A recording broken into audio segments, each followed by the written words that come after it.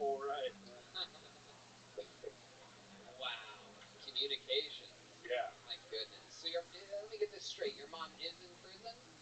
Yeah, as far as, I mean, you know, no one really has contact with her anymore, but every once in a while someone will Google her and be like, oh, Right. believe her. You have brothers and sisters? Yeah, I do. How many? I have one full, I mean, we're white trash. I got one full sister and then 2 siblings. Which one has the tighter pussy? Whoa! That works in Sacramento. We're still in Sacramento. It works. So, That's his match. and she'll do the same thing if her stepson has kids. That's right. So, Drew, tell us something crazy about you. What hobbies do you have? Normally, people with moms that have drug problems are like really good at something. They end up excelling at something because they're making up for the fact that maybe they could get their mother's love back someday and like clean up their act. So, is there anything like you're good at, like counting cards or something like that? No, I wish that would be beneficial. No, I just really do stand up. Like, that's kind of, I quit my day job to come do this, like pursue it full time and shit. So it's not very interesting. When did you quit your day job?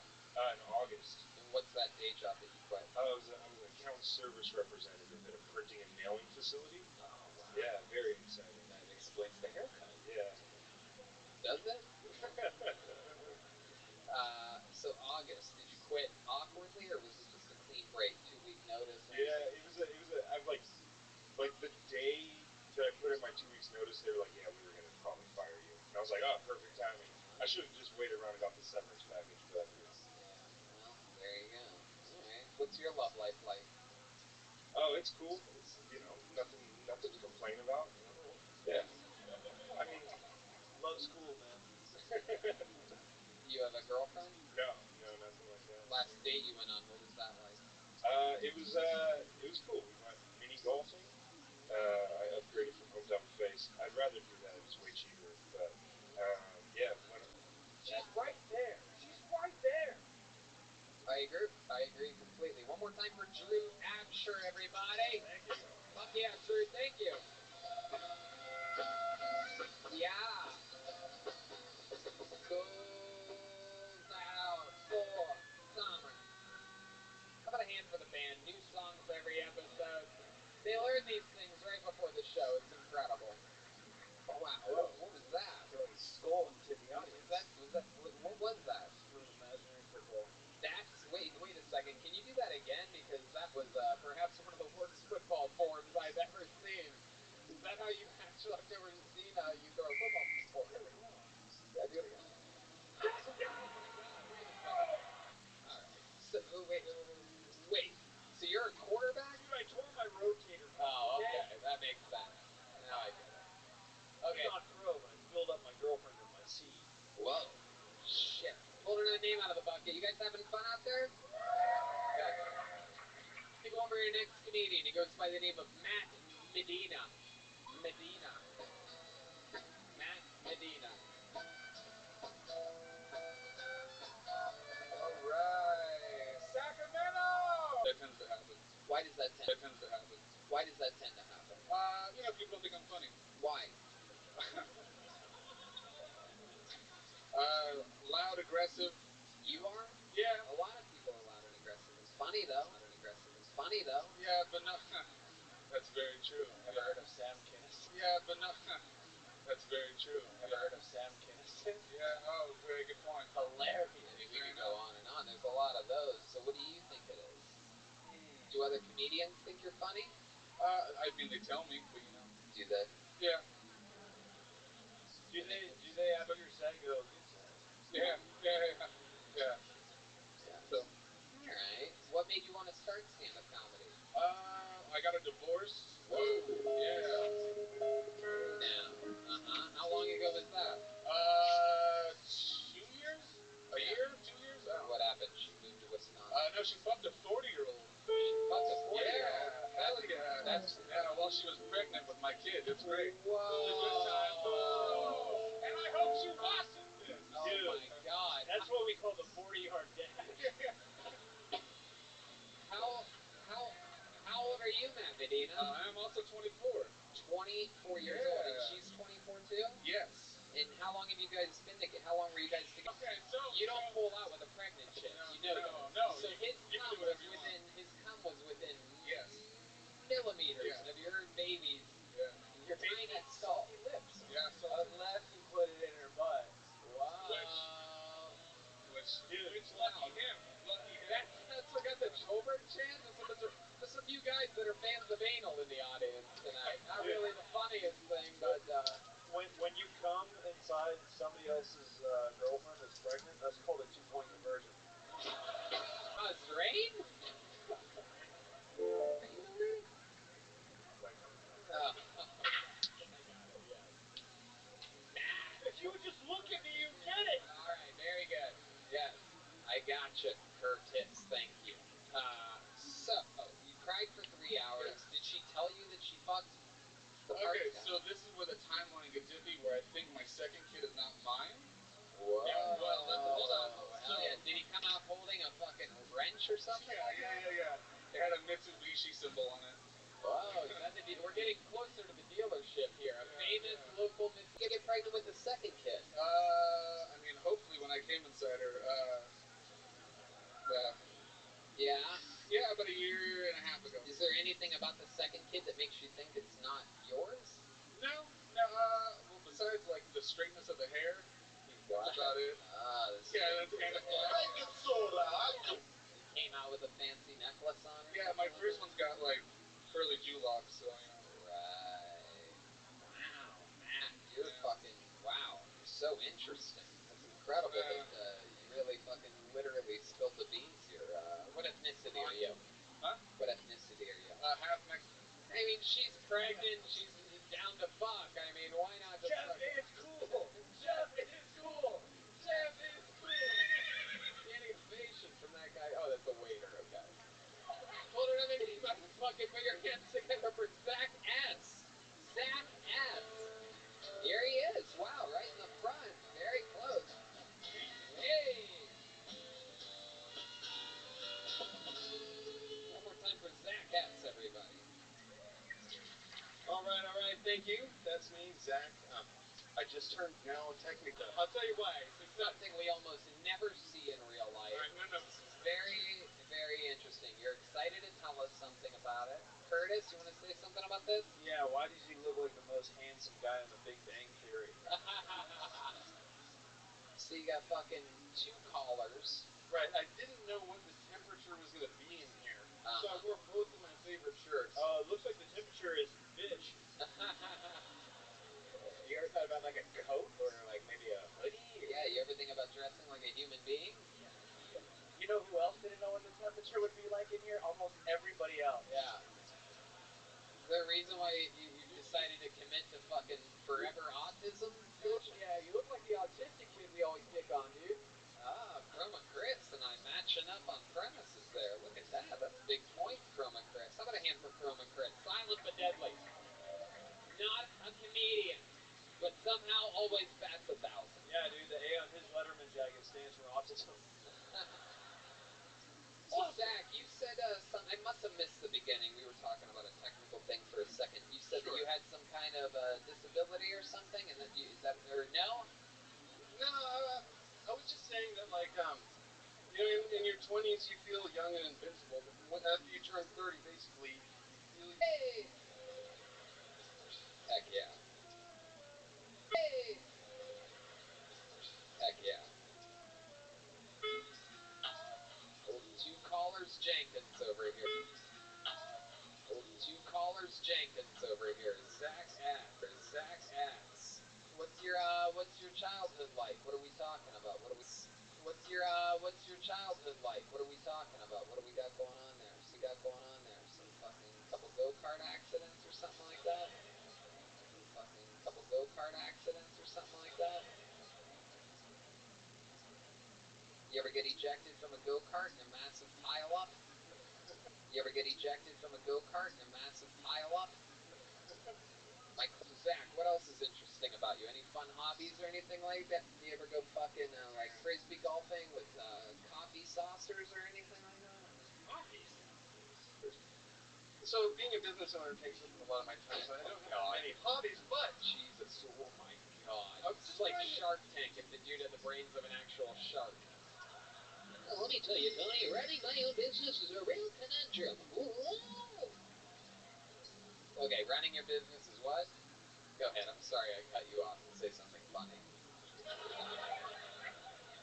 Go ahead. I'm sorry, Zach. I apologize from the bottom of my cold black heart. Tony, be careful. We're going to have a real Joker situation here. Okay, go ahead, Zach. Okay, I just meant to say that, like, hobby-wise, I don't have that many. But interesting things about me I was trying to get to, and there's two you might be able to work with. One, I've been arrested 3 times. 2, I was circumcised late in life. Whoa, I love it. Very good. Late circumcision. Are you sure this wasn't a lobotomy? They did both at the same time. I think it's like, Zach, How late? he just got his blood pressure taken. It was like, he's like, dude, I got circumcised. this all happened after my mom tucked me into bed and started to So how old were you when you got the circumcision? 4th grade. Oh my God, you dirty little boy. And I had to put a catheter in my dick twice a day. Technically, yes. There was a day we had to go to the corn maze for a. Dude, Redman's hilarious. Alright. Okay. Keep going, Zach S. I can't even blame that on being in character. That's just my stupid brain. So,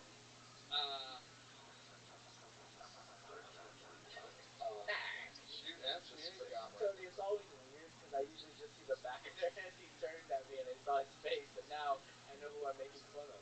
I know. It's crazy. Wow. Alright, Zach. Well, you're an interesting guy, man. How far is Davis from here? 25-minute drive. 25-minute drive. Alright. Well, How fast can you do a drunk? it's a good outlet for you, I think. Thanks for coming on, Zach. It's Zach S, everybody. We gotta follow up with him. I want to know if this guy's autistic. I think there's a good chance he is. I wish that you would step back from that ledge. He left his circumcised dick microphone. Look at that. Look at that. Heck yeah. So, Wow, look at that. Professional. fuck yeah. Hey, little butt slap. Oh, I think he likes it. Oh my God, these dudes are about to fuck. Whoa, he didn't grab. While in jail, I earned the unofficial title of shit bandit. That's for real. I was never caught.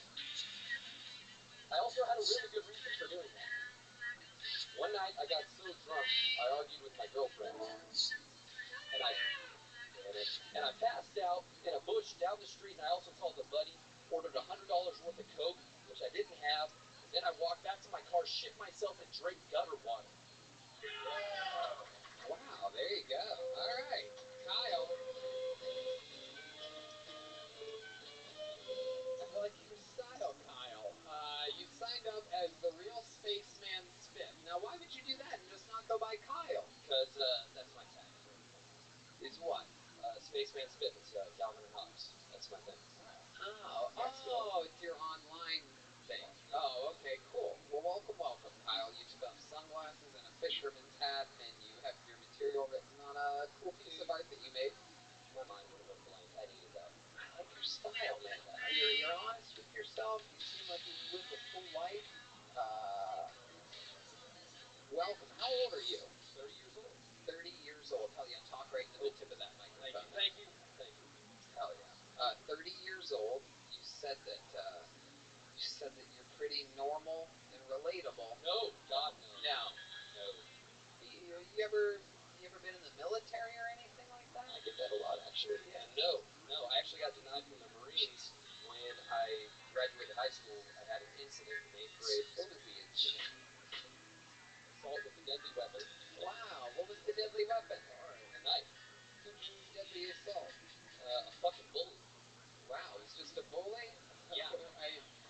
I wouldn't clap that fast without hearing the whole story. You're like, who's the bully now? Can I just A say, fucking one. All right, I believe you. I looked back, he had the crazy eyes on me.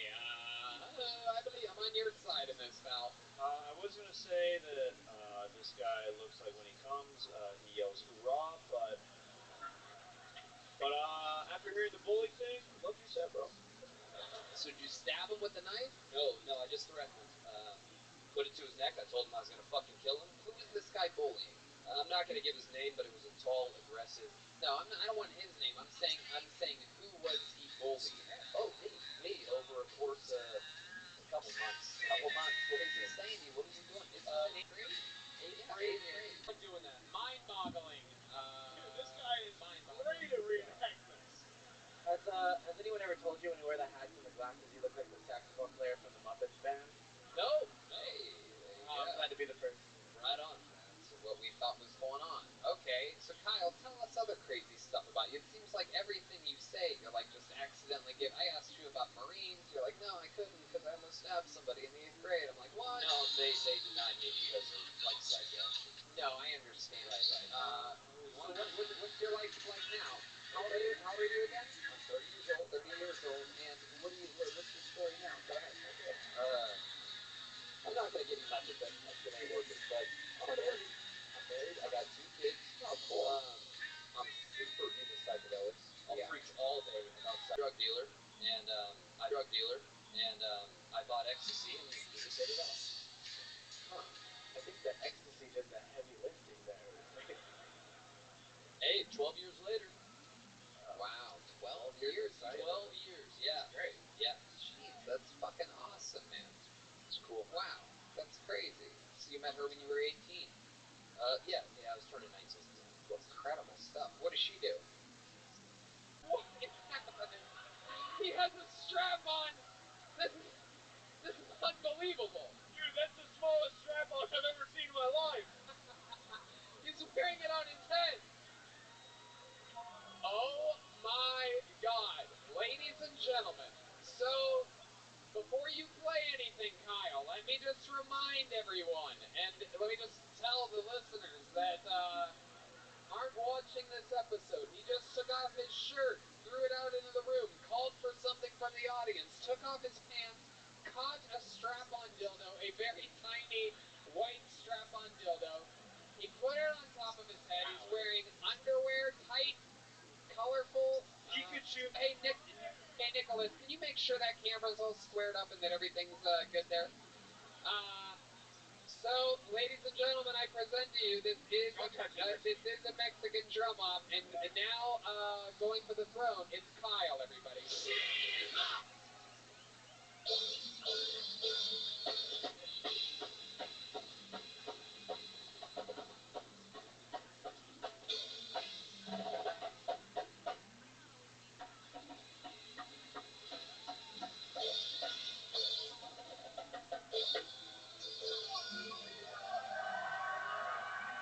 Clicking is the end of the penis. That was it, Kyle? Alright, that was pretty good.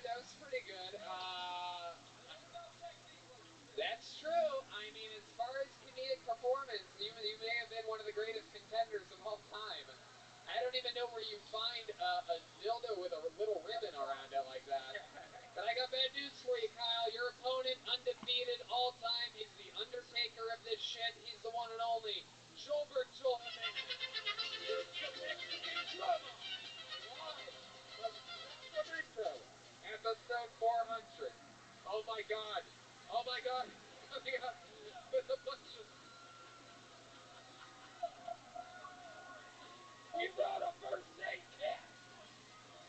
He brought a goddamn first aid kit. Weirdest ass in the game. Giant purple dildo.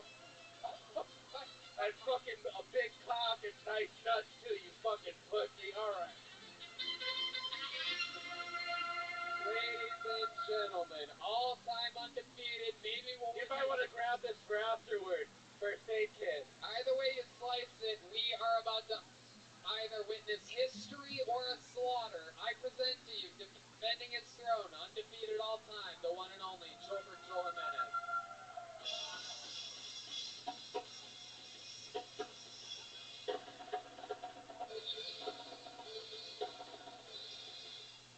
Hey, give me a little clip. Come here, take a bow. I mean, a real fan, the guy prepared, he gets it, he got it. Look, everybody's a little crazy, but this fucking guy, he's a good father, he loves his wife, he works his ass off, and he He came prepared and actually fucking gave a good shot at the Mexican drum off. Every single week he writes and performs a brand new minute. I think we're all excited to see what he does here tonight. Ladies and gentlemen, make some noise for the one and only William motherfucking Montgomery. Here he is. Where's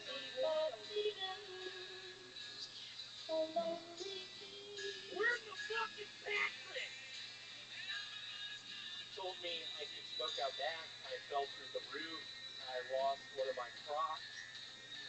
He knows I have Lyme's disease. How many of y'all hire a clown for his birthday and when you find out it's a Jewish guy, they're a little... Patrick! Why did you tell me to say that?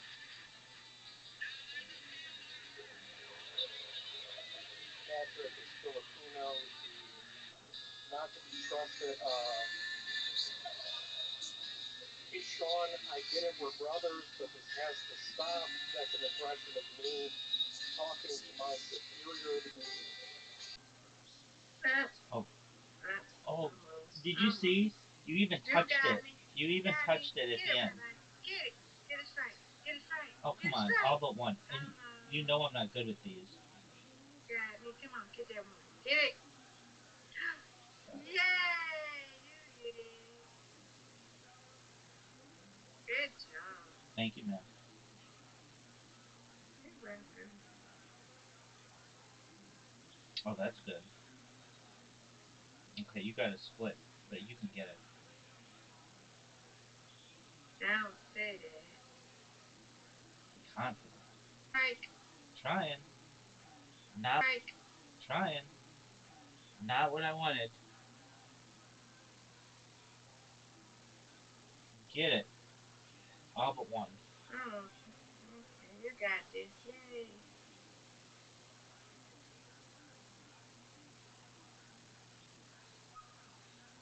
Strike. That looks good.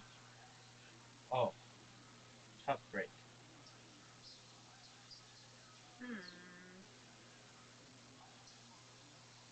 Get it. Yay. Come on, Rabbi.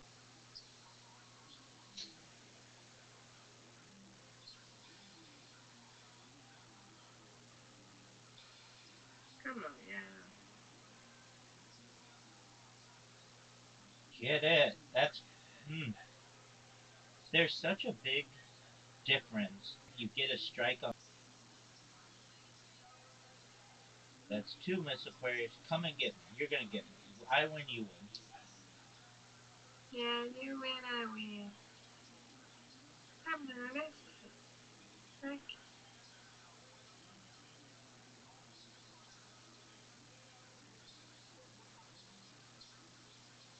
No.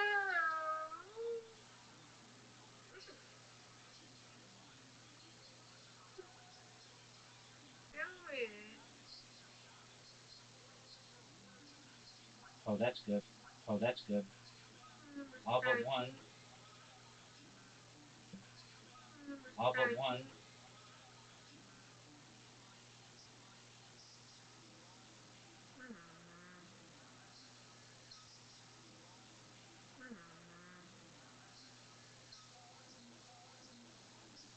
Get it, get it, get it. Yay, Miss Aquarius. Get it, get it, get it. Yay, Miss Aquarius. There you go. You're still leading. Go ahead. Strike. 3 in a row. Do you use your thumb or your index finger? I use my middle finger. Oh, okay. That works.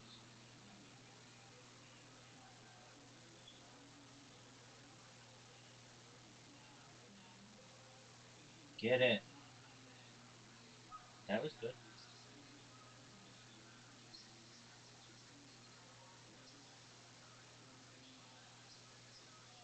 Get it. Get it.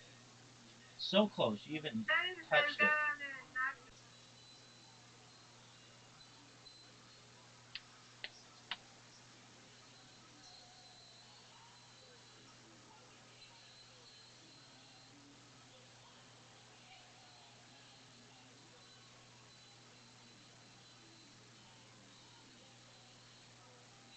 it you, Miss Aquarius.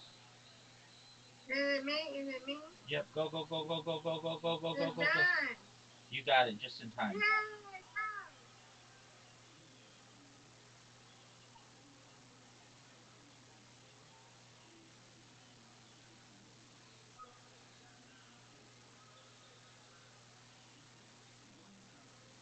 Get it.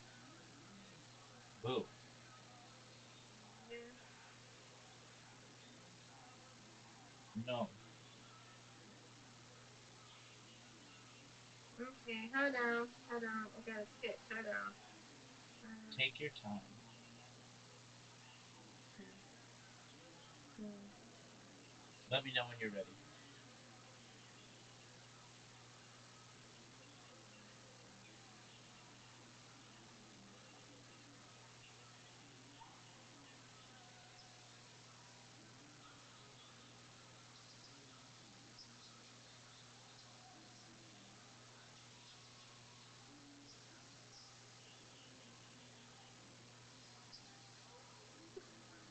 All right. All right. You ready? Oh, God. You're gonna get me this time. Okay, hold on. No, I gotta do it again. Wait, let's go. Wait, wait.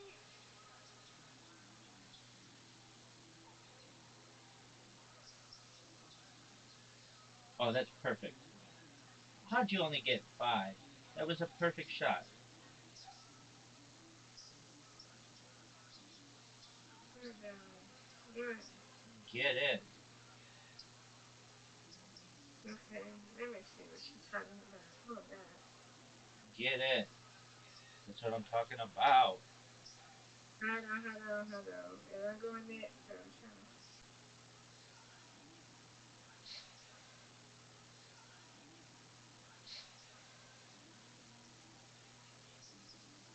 God. Distracted me. I'm trying to play a game. Distracted me. I'm trying to play a game. Hate when people do that. Hate when people do that.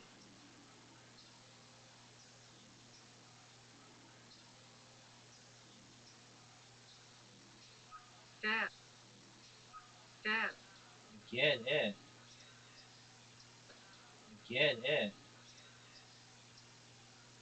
It's okay. It's okay. I'm gonna play again.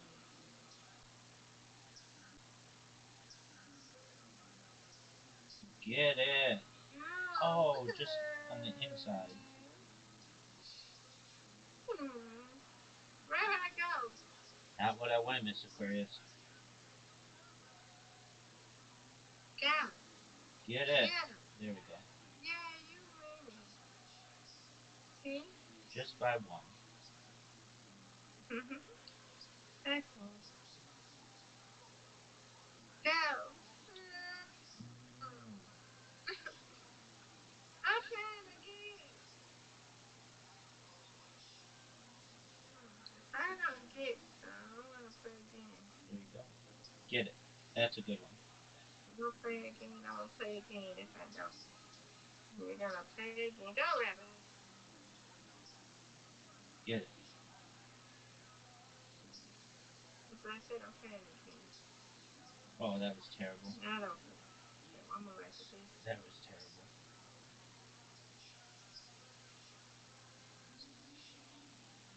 Yeah. See, I'm gonna play again. I'm glad I didn't take my medicine. Because I would have been loopy. Hey, I'm touching you. Oh, you know that. Yes, you can. You can get them three. Go. You got this. Nope. Oh, Nope. you're not winning. You're gonna get me this time, maybe. Oh, you did. You I won. won. Good job, Miss Aquarius. You want to end on that? Okay, let's end on that. End on a win. Absolutely. Good job. Okay. You got your friends in the morning. Uh-huh.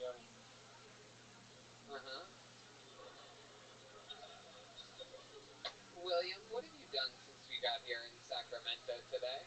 I have literally been out on that roof listening to music. I've been smoking cigarettes. I've been drinking IPAs. I'm blacked out right now.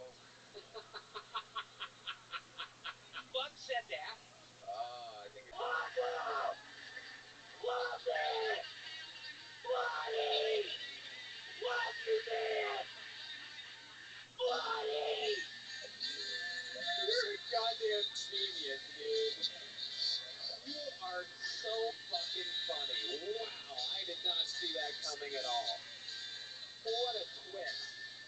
In a world where, I didn't believe anything you said. Patrick, Tony, can I tell one of my classics for all my fans in here? How many of you want to hear William do his joke that you've heard it do before? So you get to see it live. And the listeners get to hear it again. I always liked it. You're the only person in this show's history I ever let repeat jokes. I like your one-liners so much. Go ahead, William. Try the whistling album coming out from May. No, this is not a one-liner. It's about what it sounds like. Just my brother and me whistling songs like Jingle Christmas. There you go. Very good. It's from Todd Band. It's from two other podcasts. William, do you know about Todd Band? William, do you know about Todd Band? I do, and there's a really nice man, Richard Martinez, really nice man, Richard Martinez, who runs it. It's a hell of a website. And I ask you at all. All you YouTube commenters and people on Twitter. Cracker Barrel gets it. Commenters and people on Twitter. Cracker Barrel gets it. What? Get out of here. What? Get out of here. My mom reads that. My mom reads that. I'm in Sacramento. Hold on, Will. Sacramento. Hold on, William. I walked here. It took me 2 weeks. Who the fuck said that? So let me finish this poll because I want to see if anybody does anything here. Let's finish the test here. Is there anybody in the house, a real human tonight, who dislikes William Montgomery? Who the fuck said that? This guy right here, is that true, sir? What do you not like about William?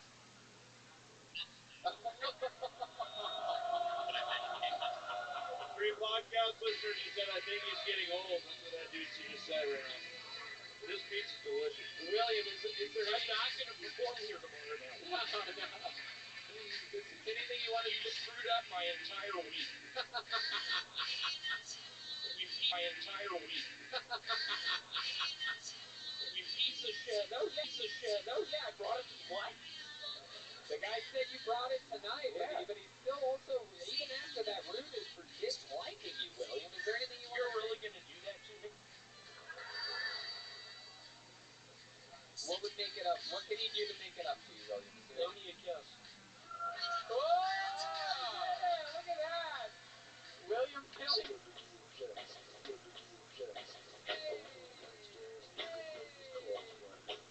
you better make some fucking noise for Danny Lucas.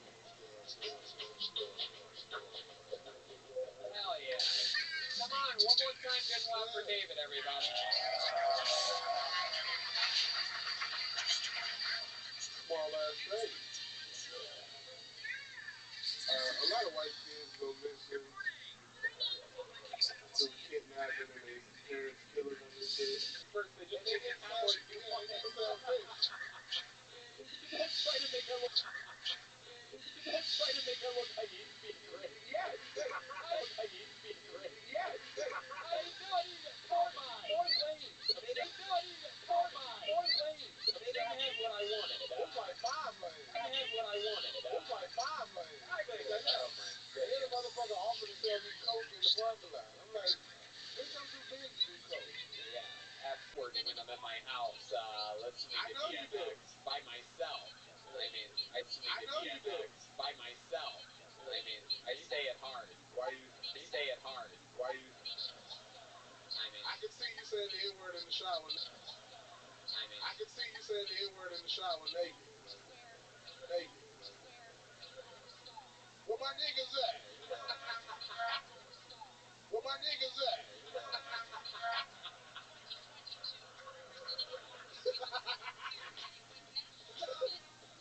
drum. No, that's good.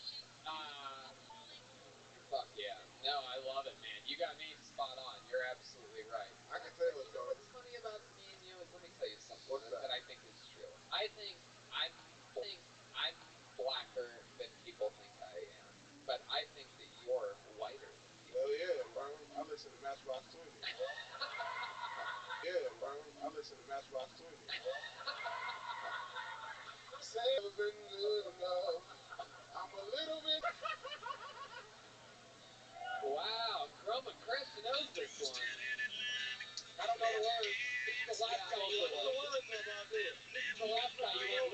doors down from you. Tony, I wouldn't want you living above or below me, motherfucker. It might smell like zoo up in there. Why would it smell like zoo? Because, you got the wood cut for your bed. Tony sleep on cedar chips. That motherfucker's an angry beaver in disguise as a white person.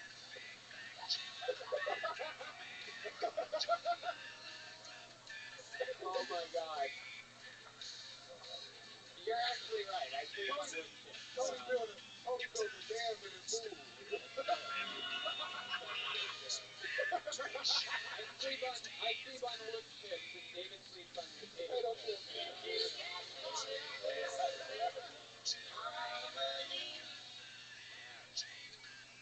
David, I fucking love you, man. You are a stone cold assassin. We have so much fun every time we're going around each other. By the way, fun fact. I ain't bringing no merch for y'all motherfuckers give me $20 anyway. Hey, look at that. I like that. Absolutely. And, David and I have a very fun chemistry. When we first saw each other at, the fuck was it, like 9:15 this morning, we started guns a-blazing with jokes on one another, cracking each other up. We got a black Sprinter van. He was like, yeah, I got a vehicle that looks like you. Yeah, the 22-foot long, 6-foot high black box. You guys are like... Bro, it's too early to crack jokes, man. Eric Newell. Eric Newell.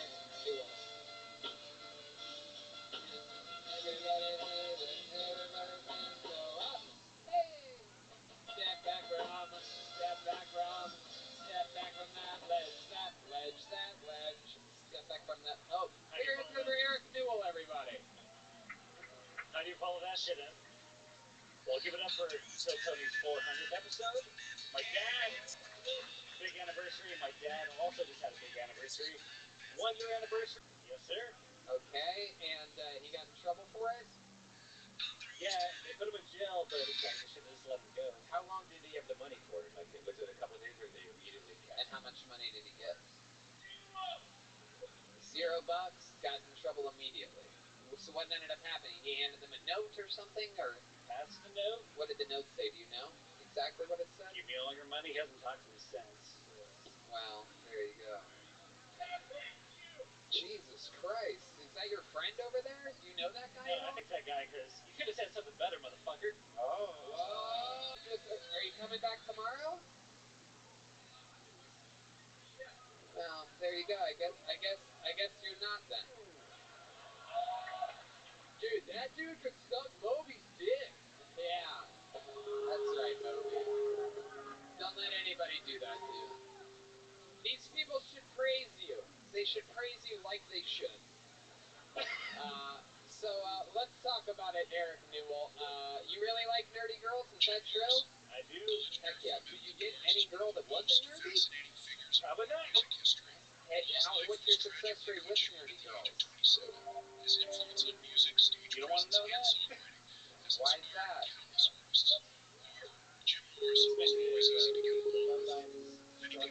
Why is the love life struggling? Keep the mic up to your mouth. Stop dropping it down to your cock like that. It's getting very weird. Just keep it up there. What do you mean your love life's struggling? Well, recently, went back to Yaps about 3 months ago, but I had the girl in my hands. I thought she was the one, but out of nowhere, Sounds like a rape. I had her in my hands. She was dead, but yeah, Tony, I feel like I need to ask her out on one more date, but I'm scared. What do you mean? What are you scared of? You have absolutely nothing to lose. You have her number? Yes, sir. You want to call her right now?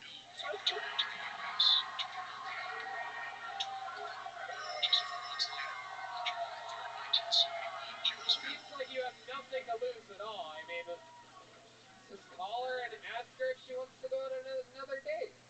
All right. You guys got to be super quiet. Yeah, everyone has to be really quiet. And if it goes to voicemail, just remove the phone immediately. And as soon as you hit send, hit speaker and put the bottom end to the tip of the microphone. But if it goes to voicemail, remove it right away. And you guys all shut up, especially you, and you. Seriously. It'd be weird if we kicked you out before the end of the show, right? So shut the fuck up. Alright. say it, no pressure, but that's So, wrong an number. incorrect number. That's She it. got her phone disconnected. Yeah. Dude, he just dialed the number 536. 555. What did we fuck? Yeah, this chick's number is 911, bro.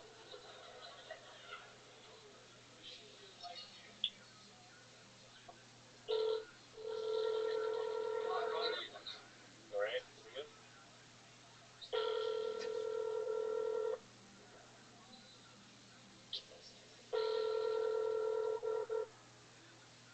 Hello?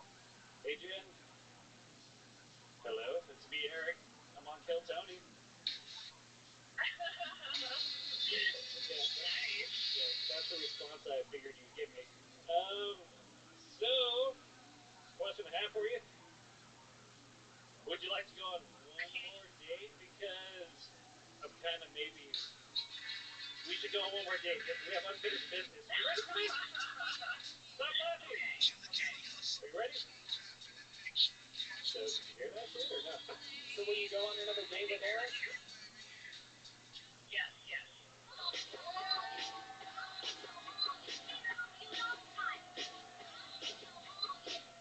Wow! That's incredible. Hey, what's up? This is Curtis. I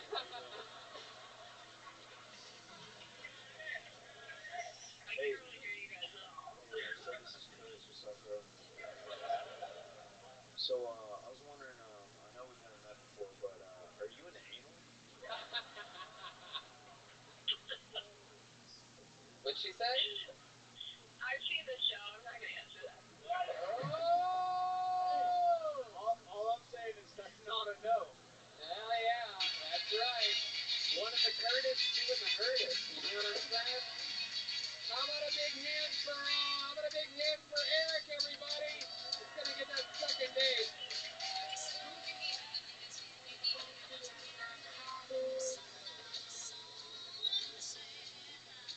Normally that'd be the end of the episode. We'd be out of here and happy at an hour and 47.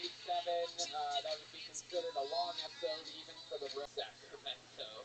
Is there a female that signed up? No, we're gonna get, yes, there's always a female that signed up. We're gonna go through this the fucking fair, old-fashioned way. Ooh. Oh, I think that's fine. I'll tell you this, fashion way. Ooh. Oh, I think that's fine. I'll tell you this, I've never seen a Danny spell his name with an I before.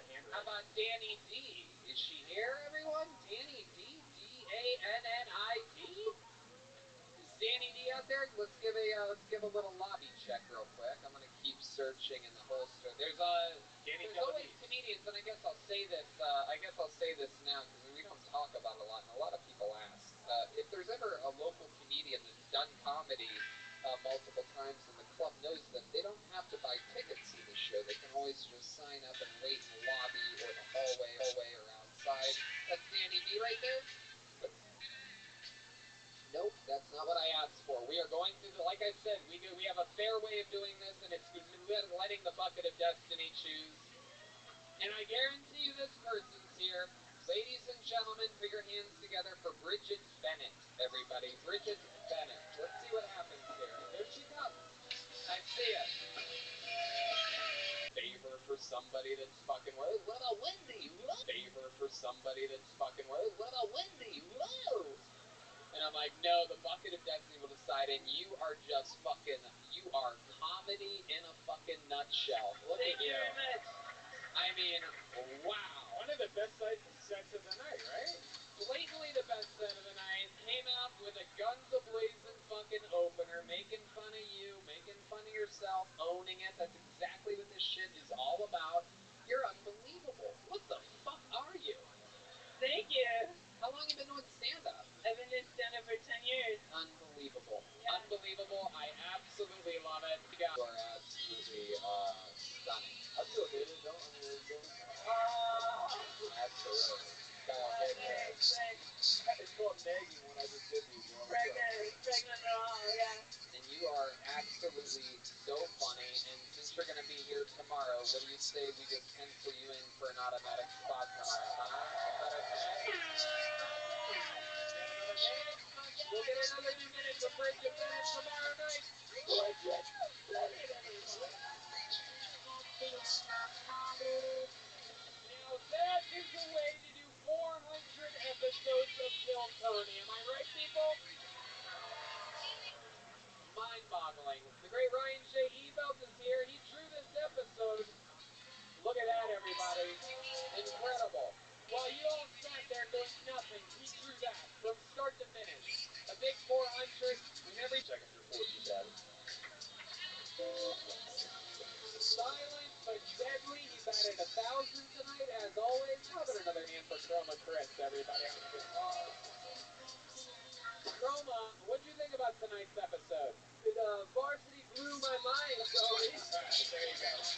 I still count it at 1,000. The stats end once Katamari music hits. And this is it. Well, how about one last big pop? The one and only defended his throne and retained Joel Jimenez. He's on social media, mostly sorry. He's also a big part of the Big Gay calendar that is available for sale. There's literally thousands remaining. The gayest calendar you'll ever buy. And it's for the year.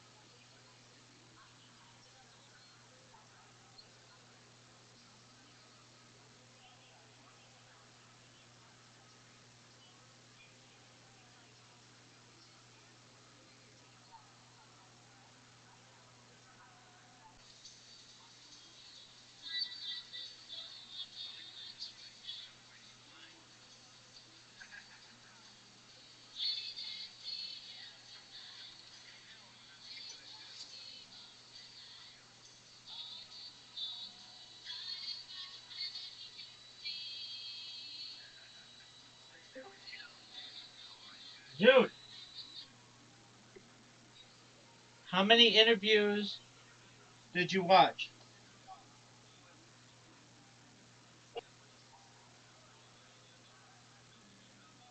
Are you there? Dude, what's going on?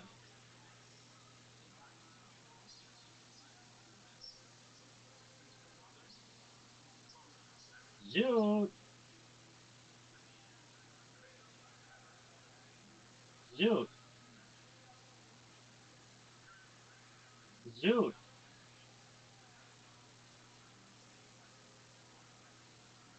I mean, those guys just lied. But it's like never, like, very rarely in society, like let's say a politician lies, you don't really ever get them on camera to sit down and be like, okay, I'm going to confront you on this. But on in that situation, these guys just straight up lie and get caught Well, on Earth. Not once. because it's slow motion.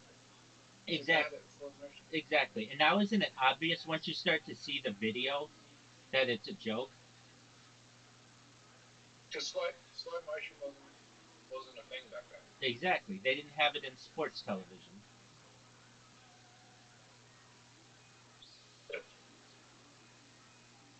It was basically like Interdimensional travel for dimensions, but just not this dimension. okay. I mean, interdimensional travel is more difficult. Let's just talk about inner space and intergalactic travel. That's just basically traveling. No, interdimensional. What do you mean? Interdimensional travel is what you do when you sleep. Making sure you're not sleep. No, it's not. That's just sleep. Interdimensional travel. Interdimensional travel essentially means that there is, and it's not an equal and opposite. There is, and it's not an equal and opposite reaction, but there are like essentially in reaction, but there are like essentially infinite or infinity minus one, uh, infinity minus one uh, potentialities that could occur. So like there's a dimension where you're live streaming your live and I'm in Australia. They don't talk like really advanced scientists. They talk like old men. And I think they would have been given these questions like years ago after it happened, have to memorize everything. Well, did you see you didn't see it, but okay, so if you really want to see something interesting, let me see what the comments even are on I want to see what the comments say on okay, if I go to YouTube, it's the Apollo 11 post-flight press conference. It's okay, Apollo 11 post flight conference. It is okay. Here it is. Teleprompter. So they didn't even know like you could read things off of a screen. They thought that they were just talking about it off the cuff. And there are some really telling parts of that press conference that are addressed where Neil Armstrong, they ask him like, what was it like here's the thing: they only ever took questions in this press conference ever, and the press conference was basically a disaster because they're and it's not shown generally anywhere. Like you won't ever see this press conference on the History Channel. You won't ever see this press conference on the Discovery Channel. They won't ever talk about it because these guys, you didn't think that they went, but even you were pressing me on all the questions, and I was able to retort them very easily because I know the answers to them. I mean, I know this subject very well. It's not the subject that I know the most about in the world, a world event, but it's one that I know a lot about. And it's kind of this story that goes on in society, and no one looks into it. It's the reflection of water molecules and our eyes' perception of what the wavelengths are of that. So that's why we interpret it as blue. But other animals may interpret it as different colors. Okay. That was correct. You can't describe color, so your blue might be my green. That's exactly right. I had this conversation with somebody 1 or 2 nights ago, and it was at length. They came in with a religious question, and I explained it to them at length. And then we got into this discussion about subjectivity.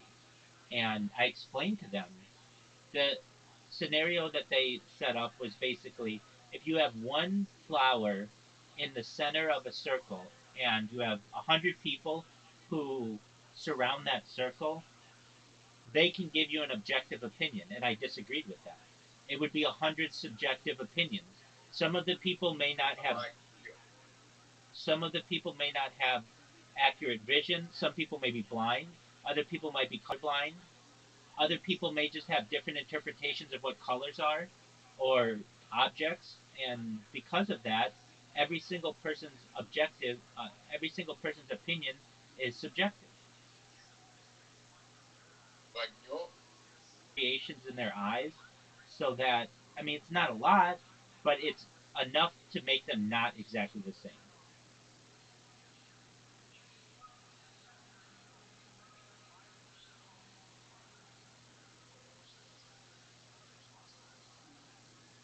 I just got a hole in one. Good on you, big dog.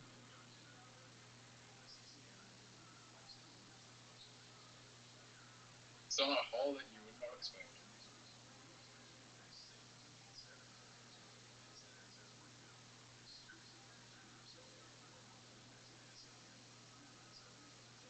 You know the black tile one with the like roundabout circles and like how we always go backwards on the map. Yeah. Get it in. Yeah. Someone hit my ball when I got a hole in. Oh, very nice.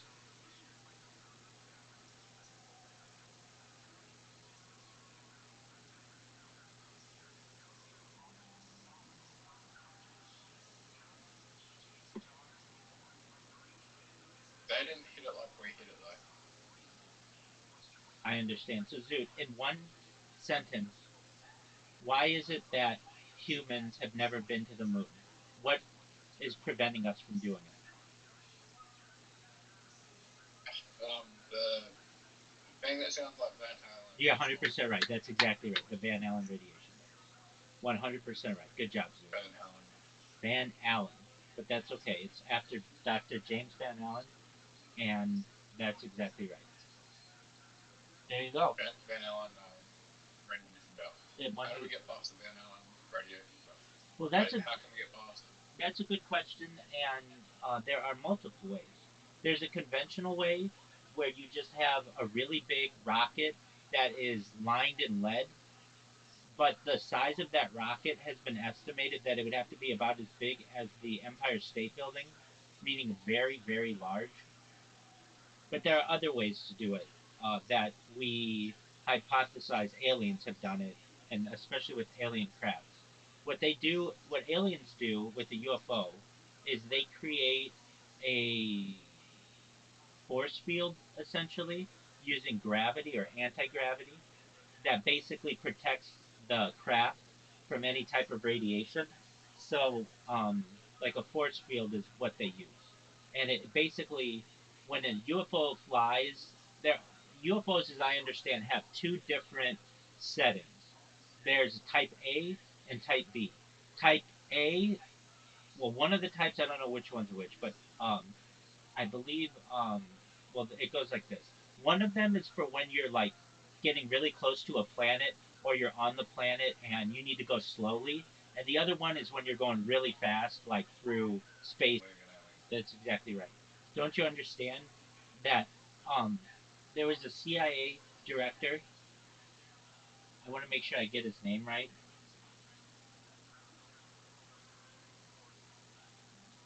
Okay. Hold on one second. Hold on one second. Hold on one second. There is a quote from him that is this. It was William Casey. There was no sound. There was no sound.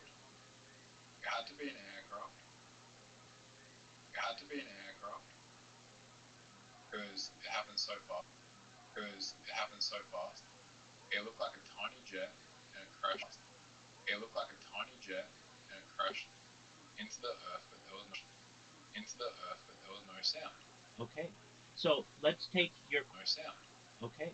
So let's take your question to another level. Why is there not alien-like um, depictions on the walls of rocks?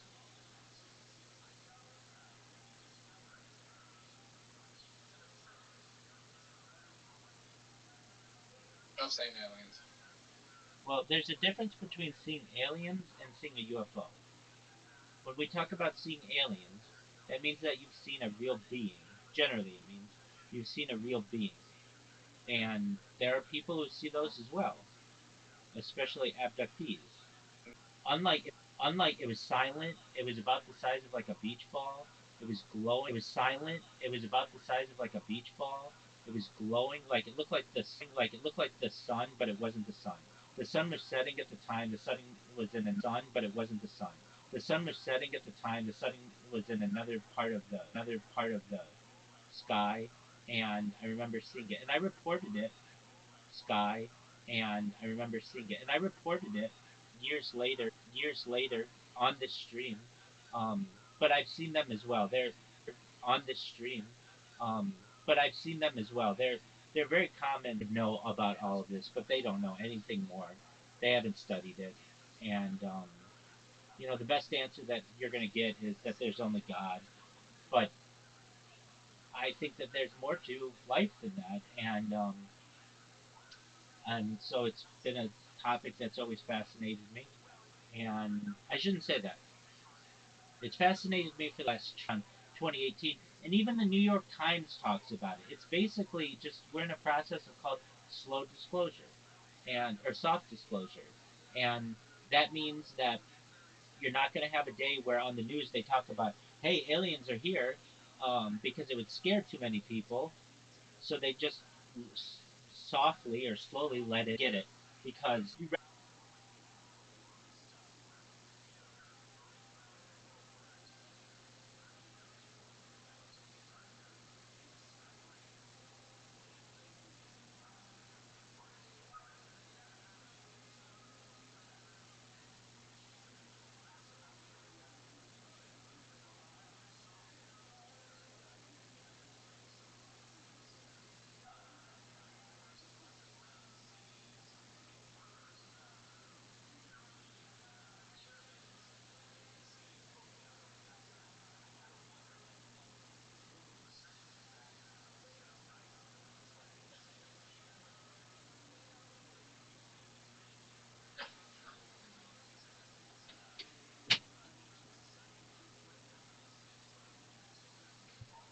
excellent. Thank you for staying.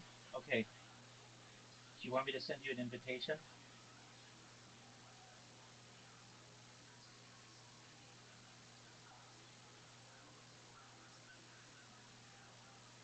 Zoot. Zoot. Dog, are you there?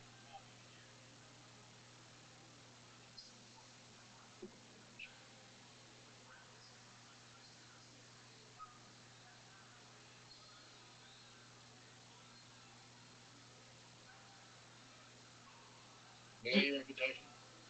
All right. Why is it that when I ask you a question, it takes you 10 minutes to answer?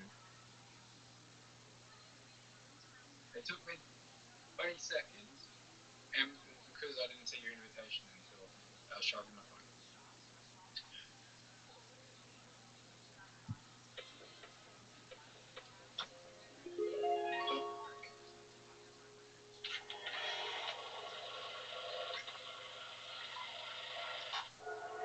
We are in Sacramento live. We're recovering. We all did meth last night. It was exciting. Best bet to our words. We said episode 400 in Sacramento. We're all doing meth. And we fucking did it. We had a grand old time, and we are excited to be back. We are on the road tomorrow. 2 more shows. Final tickets just released for San Francisco Kill Tony Mania. 2 shows tomorrow, 2 shows the next night in San Francisco. And then we go back on Monday for Kill Tony back home, which is going to be a very exciting episode. The great Josh Wolf is going to be joining us again. And then we are off on Wednesday to Brisbane, Australia, Melbourne, Australia, and Sydney, Australia. We come back, we go to D.C. for 2 Kill Tonys, the first ever Kill Tonys in the capital of the United States of America, Washington, D.C. Whoa. And also 4 stand-up shows that I'll be headlining and spots from all your favorite Kill Tony cast members. And That was we years just ago. announced it. It's a big deal. December 12th, we're going back home, Columbus, Ohio. That's right. That's right. A bunch of goddamn winners there. We're going to be at the Newport Music Hall. And then December 14th, Pittsburgh, Pennsylvania for the second time this year. This time we're doing the Rex Theater. And then the 15th, the Cleveland House of Blues, one of the coolest venues in Cleveland. One of the original. I hear a lot of hoops and rollers in this crowd. Oh boy! Wow, we've seen these guys before. I believe these are lawyers. I'm pretty sure, right? I think so, yes, absolutely. My finger slipped. I mean, I guess with lawyers. I think so.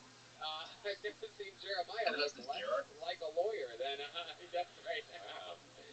This is soulful. I'm Slick McLaury, and I guarantee I will get you both. Oh, wow. Slip McLaury. I'm definitely writing that one down.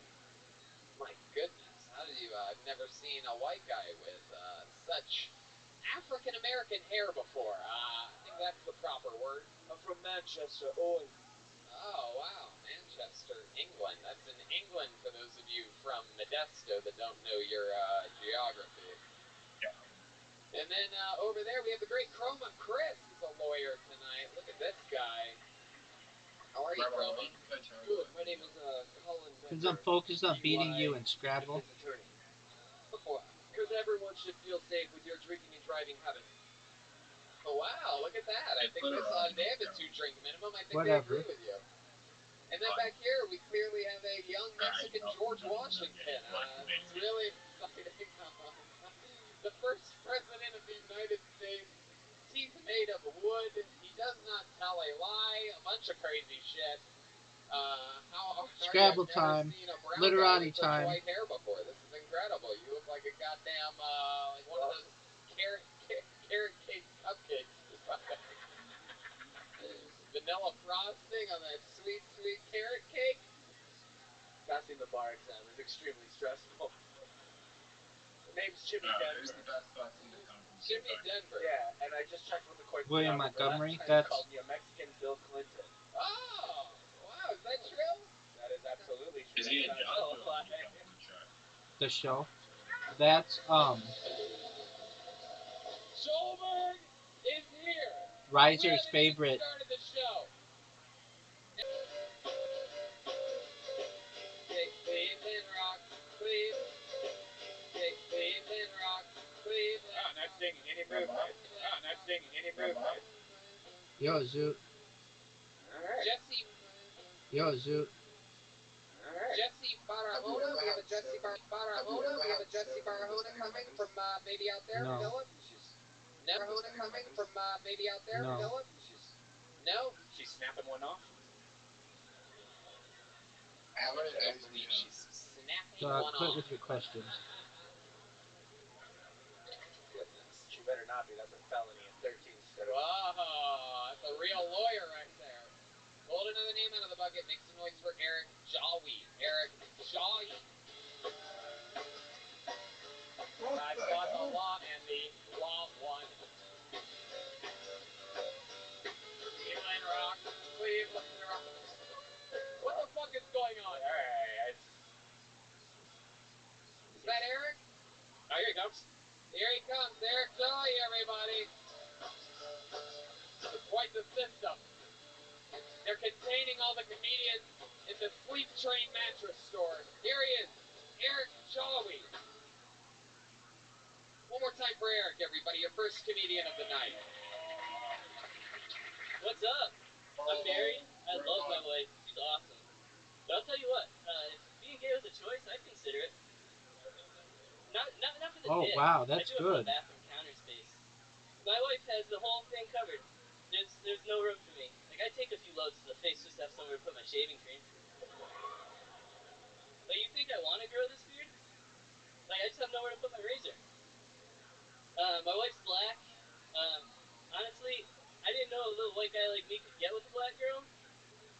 She used to hang around me all the time, so I thought she was just trying to steal my wallet. But it's cool being in an interracial relationship because she teaches me about black culture. I teach her about white things. Like, we go hiking and camping a lot. We eat a lot of mayonnaise. Whenever we shower, I make sure we just use just the bar of soap, no washcloth. Wow, there you go. You fought the law, and the law won. Welcome to the show, Eric Jowie? Jowie. Hell yeah. Jowie Wowie. You said you're white? Yeah, I'm having trouble believing this. It looks like you fought Allah and Allah won. Connecticut makes everybody sound and seem that white. Like, you feel like you're white. You were just raised around white kids. I've seen this happen before with, like, kids that are raised around tigers and things. They walk around on all fours and they pretend like they think they're a tiger, and you think you're a white guy. I do my best. I love that. How long have you been with your black wife? We've been together about 7 years. 7 years. There you go. Where'd you guys meet? How'd that happen? You guys were at a conference for non-white people? Yes, where were you the night that you met your wife? We worked together at Verizon. Oh, fuck yeah. Can you hear me now? Look at that. I like that. Heck yeah. She gave you a warm reception, huh? She gave me that 4G. Heck yeah. What'd you guys... Let me guess. After that, you went to 4 bars? It's the best service in the business. We met at Verizon. Started dating, Joe. 4 bars. All right. Clearly a lot of T-Mobile people in this room tonight. That's right. So then what happened? How'd you know that you guys had an interest in one another? Who sort of started it? You passed her a note? The whole part of me not thinking I could get with a black girl was 100% true. No, I believe you. Like, we all know that you don't think you can get a black girl. We're not even sure you could get a brown girl, actually. She white with a brown girl, it's like Goldilocks. Wow, good job, Right. sir. She definitely let me know. How'd she let you know? It was a work outing. A few drinks in us, things. Yeah, and then what'd she say? You remember there was a moment where you're like, holy shit, I think I have a chance. Yeah, I wish I could remember the exact moment. We were at the casino. I think I lost some money.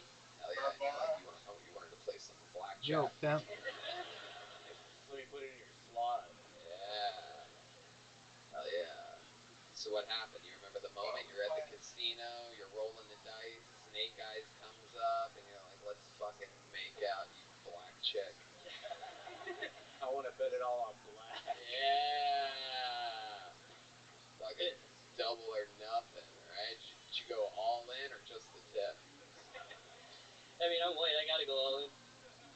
Again, we don't believe you. You can say it as many times as you want. So then what happened? You're at the casino. There must be, again, you're giving us like a broad thing, but I want to know Good the job. moment. She's So it's cheesy, but it gets the job done. So there's a bar at the casino. It had like a starry night hell yeah. feeling. So I made a corny move. We laid down on the carpet. We looked at the stars. I'm gonna shirt your chat. I bet it flew away. We laid down on the carpet and we faced to the Mecca. Dude. It's a starry night. You guys are laying down all of a sudden the casino floor in what, Connecticut? Connecticut, yeah. Oh my goodness. Mohegan Dude, Sun. the Absolutely. And then what happened? app just glitched. Dude, this sucks. She started singing a song that went like this. Because I can't put down a... We restarted it. I can't put down a word. A little bit of an intro on this one. I definitely want to be able to go home after this. So. Uh-oh. Wow. Wait, is she tough on you? She told you don't talk about her? No, we held hands. We talked about her. Dude, that sucks. You guys held hands? I got screwed. We held hands and we went home. It was cute. I'm still gonna beat you though. That's all you guys ever did? But that sucks. You ever get... He's starting to sound more and more white, actually. Yeah. I'm a big one. In the bedroom, have you noticed a difference between a black woman and a white woman? Is there anything that sort of stands out to you? Like, Yeah, I know. It was a big one. You swear to tell the truth, the whole truth, and nothing but the truth? Oh, yeah, no, it's true. I would never go back. Is that really true? 100%. I mean, you're married, so you really don't have a choice, but I mean, like, you don't think you could ever perform for a white woman again? That would be impossible? If there was a bunch of white women that came in here right now, and they're like, man, we're in the mood to fuck a mediocre Middle Eastern guy. I'd weigh my options, but, I'd still go for the black numbers and roulette, Wow. you the N-word in bed? Ooh, good question. Yeah, but I'm not allowed to date that. Woo! That's the best kind, dude. Hell yeah, dude. My goodness, does she do that pretty often, or is it just a special treat every once in a while? We save that for birthdays and anniversaries. Just during February. Joelberg is on fire. Wow. Eric, how long have you been doing stand-up? Actually, only since July. July. Very good. Heck yeah. Happy September 11th. I don't even know why, so that doesn't even make any sense. So, what made you want to start stand-up? I mean, I've always loved stand-up. I've been a fan of stand-up since I was a little kid. And Sure. You're like, I'm going to do it. You're what? How old? 34. 34 years old. You just started in July. Yeah, I got in my head for like 5 years before I finally had the balls to come up here and do it. Right. What else do you do? What do you do for work? I work for an e-commerce company. What do you do for fun? I play sports, basketball, tennis, darts. I like to draw. Absolutely. You ever play sports with your wife? Basketball, perhaps? You know, I'd like to know what some of the final scores of your games have been. I think we would all like to know these. Well, you know, Tony, white men can't jump. You know, I was thinking long run, but I got the short end of the deal. She's not very athletic and has poor hand-eye coordination. Wow. My goodness. You might not be white and she might not be black. This is incredible. Well, Eric, fun way to start the show. Very interesting stuff. You're talking about your real life. You're knocking it out. For just starting in July, you're doing a hell of a job. You know what I mean? I'd say dig a little bit deeper just past the on-the-surface stereotype stuff. You know what I mean? Like, oh, hiking, camping, mayonnaise. Like, those are white people things. Try to think hard. You know, try to go one level harder. You don't have to try to make these people laugh. You're going to have better luck using a reference that we haven't heard before than something that we've heard a bunch. You know what I mean? Yeah. Cool. Another hand for Eric. Jowie. Yowie, wowie. There goes Eric Jowie to start the motherfucking show. Got a bunch of lawyers up here. I would have loved it if you brought his wife up and it was just a white girl. A redheaded girl. She's clearly black. Chroma Chris looks like elderly Ellen DeGeneres tonight. It's incredible. I just noticed this. Elder DeGeneres? Is that a blank one? Batting 1,000. We had a blanker and perhaps a spanker. We have another comedian coming up on the stage. Put your hands together for Dylan Stradler. Strader. Dylan. Hey. Here he comes. Here we go. Dylan Strader is making his way to the stage. Come on, one more time, good and loud for Dylan, everybody.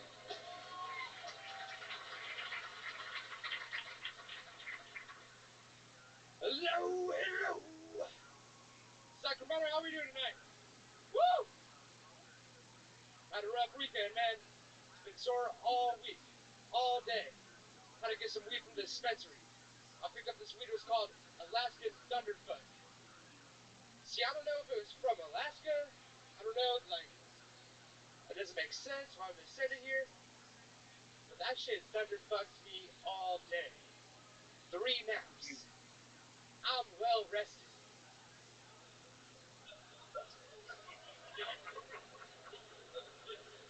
I recently cheated on my girlfriend, and let me tell you, it's a lot like giving up a lifetime subscription for a 7-day free trial. Yeah, that 7-day free trial might be the shit. Might be the best that you ever had. But after them 7 days, you start seeing them hidden fees. Clinginess, psychotic behaviors, gonorrhea, chlamydia.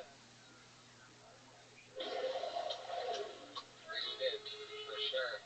The Lavender Heights Mayor has arrived for the first time here in Sacramento. Welcome, Dylan. I like your energy, man. That 3 nap shit's true, huh? Get to that microphone. Came up fucking growling like you were going to sing a song or something. Right into the mic. Had to come out like mono. There you go. Pull that mic out of the mic stand there, you motherfucker. So, Dylan, so many questions after that. All right. Let's go reverse on you. How long have you been doing stand-up? Well, I've been writing for about 8 to 10 months. I've actually been going on stage for about a month now. Oh, wow. Yeah, That's just one great, man. For a month, that was amazing, right? Wouldn't you guys say so? I mean, I liked it. Some real interesting stuff there. Came up with some silly energy. I mean, look at you. You just look like a fucking little Sacramento lab creation or something like that. You just look like a real fucking normal-ass dude. So, this is true. How long were you with your girlfriend for that you cheated on? She actually just broke up with me last week. Last week. So when did you cheat on her? Last week. We were dating for about 6 months. I would say 3 weeks into the 6 months. 3 weeks Wow. into 6 months. So wow. charming. She let it slide for a while, huh? When did she find out? 3 weeks in? Still haven't found out. I'm a good girl. Oh, wow. Wave to the camera. Yeah. That's me. Hi, Haley. Goodness gracious. Wow, Ernie. She's getting fucking pounded by a black dude right now anyway. It's fine. Hopefully she A is. good one. That's true. My God. So what made you cheat on her 3 weeks in? I mean, also 3 weeks in, you're barely dating. You know, you got better options. Sometimes You? how do you have better options? Hey, I'm 22. Sometimes you just roll the dice, and they say yeah. Wow, so this happened to you at a casino as well, huh? All in. Okay, alright. So, what do you do for work, Dylan? I'm actually a butcher. A what? A butcher. I'm a meat cutter. A butcher. Wow. Heck yeah. Absolutely. I believe it. How long you been butching for? About a year. Heck yeah. Butching it up. You look like a butch lesbian. Joel motherfucking Berg is here That was today. great. And it's spot on. You do look like a butch lesbian. Sure, I was supposed to tell. Dylan. You look like a transgender Fred Durst. That is Fred Durst, all right. absolutely true. Soul patch going. You look like you did it all for the cookie. I'm a cake guy. Anyway, so Dylan, wow. So did you have fun? Did you really get gonorrhea and chlamydia from the chick that you cheated on her with? Unfortunately not. Why unfortunately? You trying to lose weight in any way possible? I heard the AIDS was the way to go, but I guess so. There you go. You've definitely been doing it for a month. I like your style. What do you like to do for fun, Dylan? Smoke weed, hang out with my friends, party, what every 22-year-old likes to do. Let me ask you this. You blamed your 3 naps today on smoking weed. Have you ever seen a heart doctor before? Yeah, I got the type 2. Do you really? No. I see. You did it again. I'm One of those fucked up. I'm fucking sorry about that. veteran-style jokes you sneak in on me. Totally believable joke. I was concerned for your health for a second. You have any health conditions at all? You allergic to anything? Not yet. Not yet. Not yet. Hell yeah. That McDonald's is gonna get me one day, though. You're damn right it is. What do you like to get when you go to McDonald's? What's your favorite thing? Oh man, I get the McChicken and the McDouble, make the McGangbang. You call it a McGangbang? The McGangbang. Do other people do that? That's the McGangbang, right? Gangbang. Oh, you guys are fucking disgusting. Bunch of 3-nap-a-day fucks in here, huh? That's why you have sleep train masters on the same level as a comedy club. How are we in California right now? You guys are all aboard. Shut the fuck up, sir. Jesus, look at this fucking guy. Paul Bear from WWE is here, ladies and gentlemen. The Undertaker's former manager. Very exciting stuff. Wow. Dylan, anything else crazy we should know about you? You seem like such an interesting guy. Whoa, some guy in the room, I love that. Some guy that obviously knows you was like, tell him. What the fuck is that? Dylan Strader comedy on Instagram, Chief Strader on Twitter. What the fuck is happening right now? I talk about, cheating on my girl. Well, I mean, anything else for Dylan, guys? Are you some kind of singer? The way you greeted the crowd was very awkward. I just love Bono. I saw that on South Park one time, so hello. Bono? Bono. You too? You too. I wouldn't dig too deep into this. Wow. I'd go with Elton John, though. Rocket Man! Oh my god, wow. Yeah, there you go. No. Yep, should have gotten rid of you when I won wanted to 40 seconds ago. Gave everybody a chance to get extra shit, and there he goes. He's Dylan Strader. Yeah, there he is. Little fucking soft head. Yeah, soft head, and also a very soft body as well. The only thing hard on that guy is his cock, you know. All right. Oh, wow. This is interesting. I do believe I know this young lady all the way from Boise. Put your hands together for Tamron Lloyd, everybody. Tamron Lloyd. I believe so. Maybe I'm wrong. Tamron Lloyd? Okay. Are you okay? Are you okay, honey? Are you okay? Here she comes, everybody. It's about to fucking go down from the other side of the room. Tamron Lloyd, ladies and gentlemen. Here we go.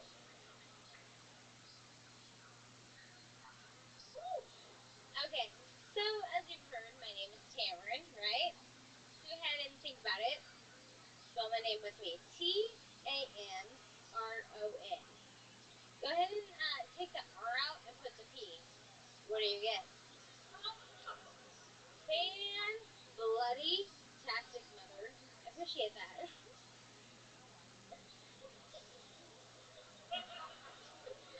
Anyways, going back, we're gonna rewind this to my 7th grade year. What you got? To my 7th grade year. And I had a substitute teacher in science, and he goes, Tampon Lloyd, and it was really quiet. So I was like, oh god, I hope I never heard that.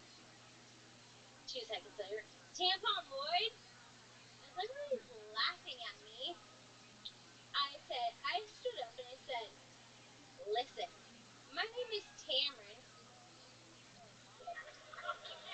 No, I mean, if that's not the end, if there's more you want to do, then please, if there's an end to that. Yeah, that bear scares me. I warned my friends about it. Okay, I guess that was the end of the joke. Wow. No, Tamron. I'm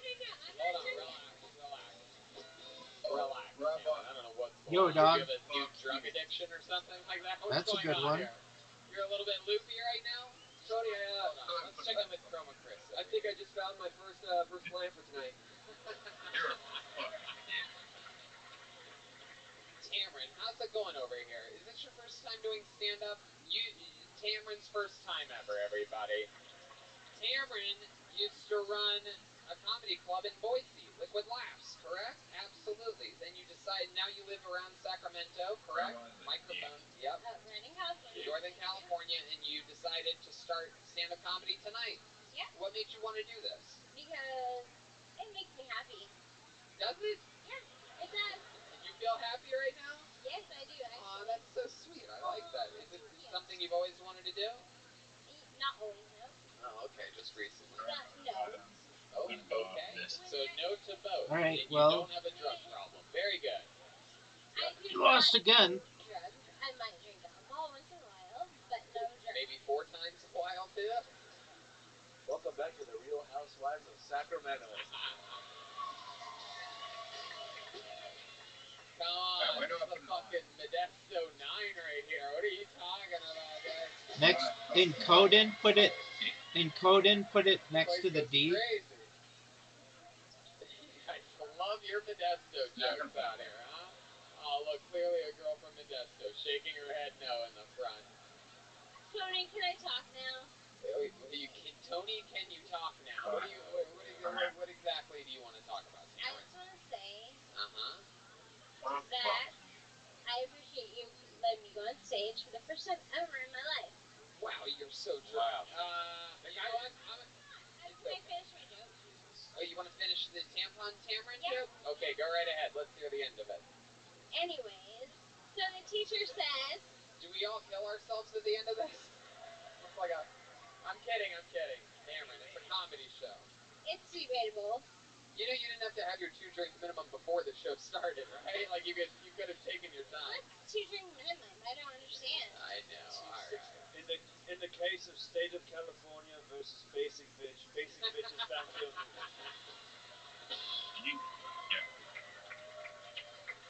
Cameron, you're okay. Finish the joke. So the tampon, the Cameron, you Anyways. switch the R to the fucking T. Go ahead.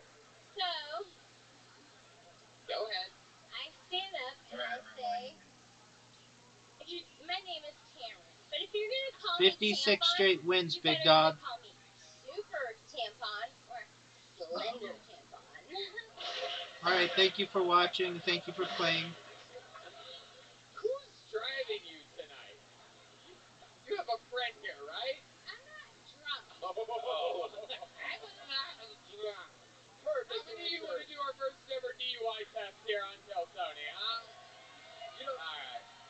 Let's go. I object! Objection! Objection! You do not Don't need lean to on take the table. Don't lean on the table.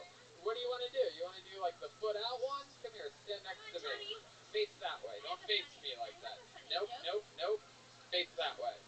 So we're gonna stand on our left foot and we put here. We'll leave some space here. Are we doing a Let's just duet? relax on the music for a second here so the audience can hear what I'm saying. Can you move that dog shit purse out of the fucking way?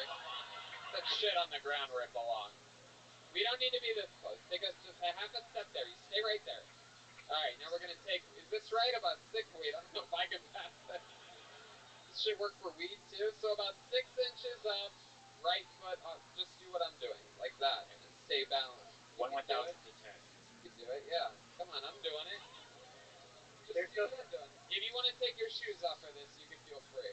I can't. You already smell like unshoed feet. So no, I'm kidding. I'm joking. Cameron. Do you really I'm just want to kidding. go there? You smell like Can I tell if you the watermelon first time Tucker had a baby with a goat.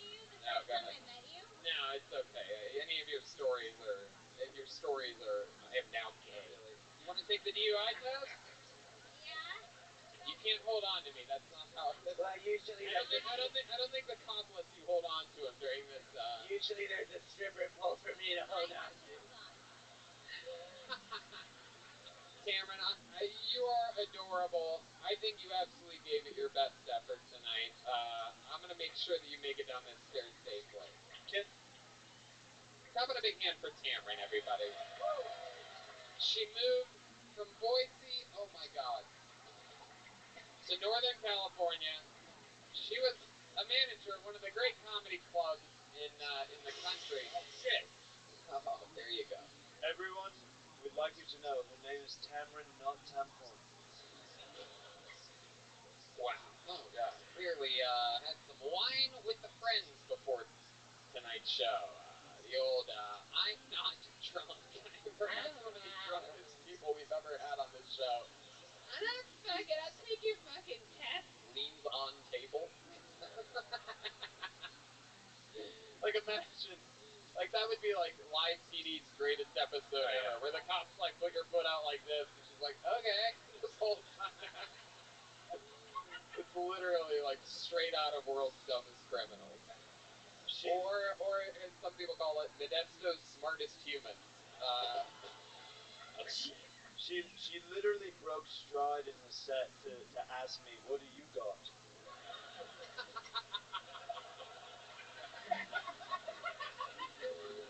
What do you got? Like, I didn't know she was going to kiss me or fight me at that moment. Incredible. But I'll tell you this, is, you know, we all fucking, sometimes we miss lunch, sometimes we all have a couple drinks too many, sometimes we smoke a fucking few hits too much of a blunt, maybe, but it takes real balls to sign up for the show. How about one more time for Tamron, everybody? You know what, before we go back to this name, because I don't want, the last thing I want is for female comedians to get a bad reputation on this show. We've always been great supporters of equality and equal opportunities, and last night, before I get to this name that I just pulled out of the bucket, last night we had an absolute murder get pulled out of the bucket. She was the final comedian to go on. She's been doing it 10 years. Let's just bring her up right now. She's doing a special spot because she was so interesting last night. Put your hands together for Bridget Bennett, ladies and gentlemen. Here we go. A little special treat for you.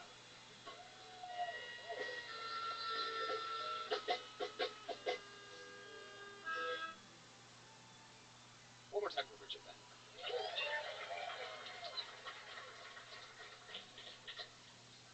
The other day I got so drunk Then I found myself in an alley, sucking dick for heroin. The funny thing is, I don't even use heroin.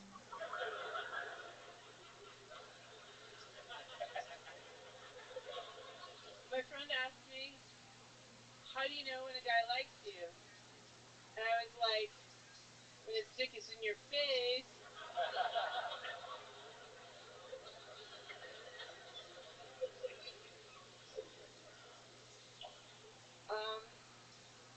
I lost my mood ring the other day, and I just don't know how I feel about it.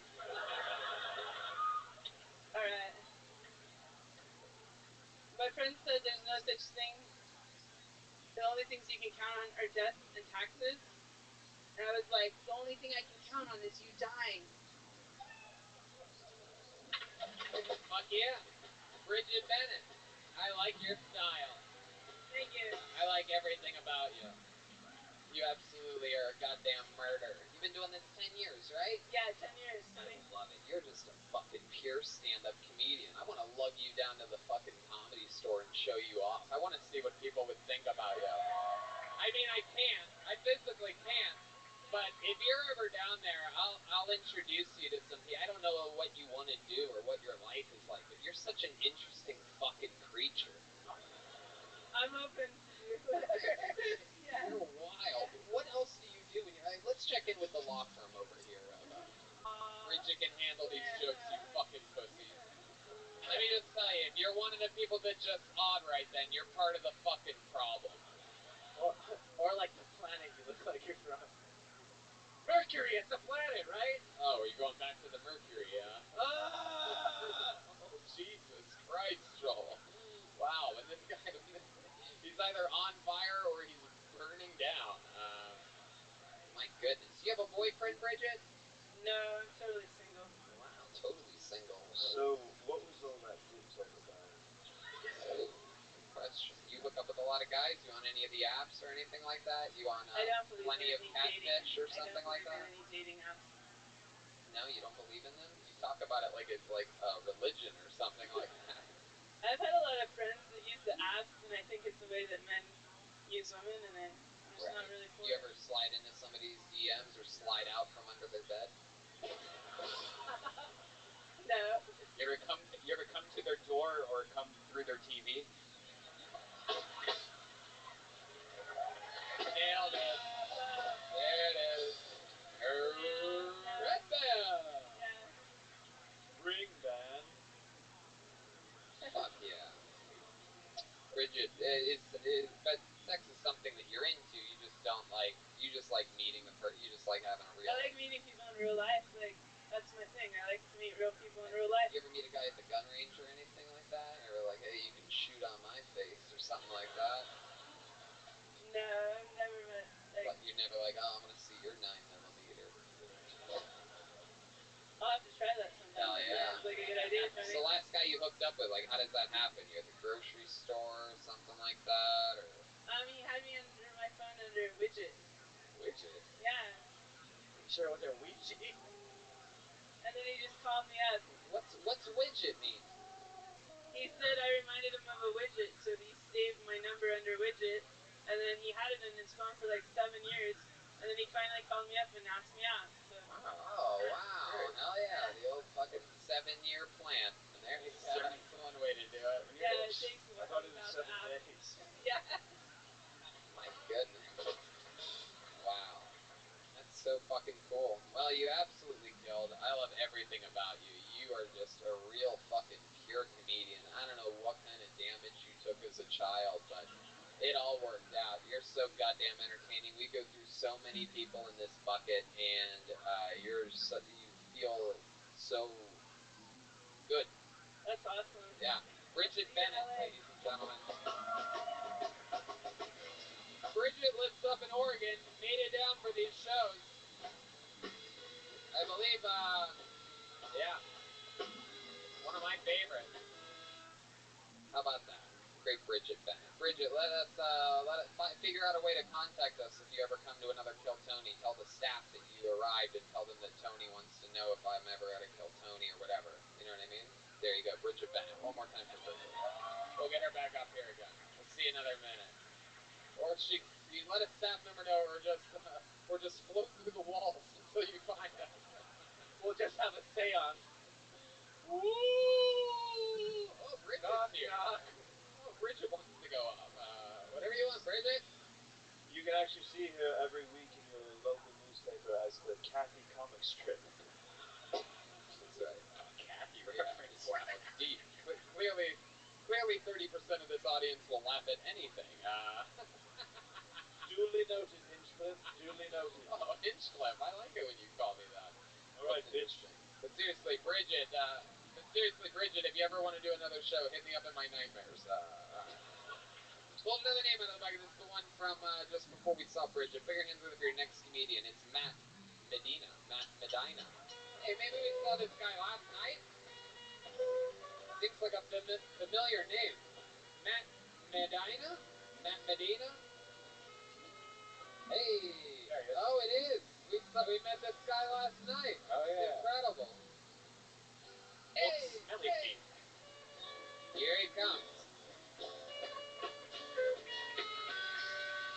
Matt Medina. Alright! Do you guys like wacky restaurant ideas like the Heart Attack Grill? No? You look like you do. Okay. You guys will like this. Carved out of an old rainforest cafe. Welcome to the Grilling Fields, Las Vegas' own Vietnam War themed restaurant. That's right. If you want American food, you better. All of your waitresses and waiters are named Charlie, and it's your job to find them, soldier. You want platoon-sized appetizers? PTSD certs? Oh, is it just me? I'm very out of breath. Is it just me? I'm very out of shape. Is it just me, or did Magic Johnson get AIDS at the right time to stay relevant? Or did, like, God keep losing money on, like, betting against the Lakers in the 90s? He was just like, get it done. Oh. There you go, Matt Medina. Matt Medina. You got pulled out of the bucket of destiny. 2 nights in a row. 2 continuous nights of awkward bombing. This is, you're like Syria. It just keeps happening. Day after day, it seems. No rhyme or reason. I'm just kidding. How you doing, Matt? You okay? Hey, buddy, how you doing? I like your style. You came out, you said these people look like they love bad food, and you're obese. Yes, So, yes. it's an interesting ballsy move. I love bad food. Hell yeah. Well, welcome. How'd you feel last night after your set here? Oh, very sad. Yeah, very sad, yes. Yeah, you let everybody know, for those of you that weren't here last night, he made everybody aware that your wife, the mother of your children, cheated on you. She was 8 months pregnant, and she let a guy named Jeff come inside of her. That's right. He works at John L. Sullivan. Yeah. He works at a Mitsubishi dealership. Fuck Jeff. There you go. Hey. My pillow. Even though I was sort of a fan of his work, Yes. and I sort of thought it was cool, gave us a lot to talk about. Anything changed since then? Did she? Nope, she's still fucking Jeff. Wow. That's still happening. Yeah, Mitsubishis don't break down that easily. No, very, very reliable. Yes, indeed. What kind of car do you have? I have no car. Wow, Jeff must be doubly laughing in your face right now. I'm glad you're back because I didn't get to ask you this question I wanted to yesterday. What happened to your butt? Oh. I've been Turn around and tell the audience it's not there. No, it's not. I've been diagnosed as no ass, much like Hank Hill. Oh boy. Good stuff. Robin? There's 2 Hank Hill fans over there that you might want to give autographs to after the show. I'll deal with my ass cheeks. Interesting stuff, Matt. Is there anything we didn't talk about yesterday that you realized, like, oh, I probably should have brought that up? That's an interesting thing about me. I brought up the whole mortuary thing. That's about it. Right, and that was that you used to work in a mortuary. Yes, I used to work for the county. Yeah. Did you ever meet Bridget Bennett lying there when you worked at the mortuary? No, unfortunately not. Was she ever there and you started to do work on her and you realized she was just taking a nap?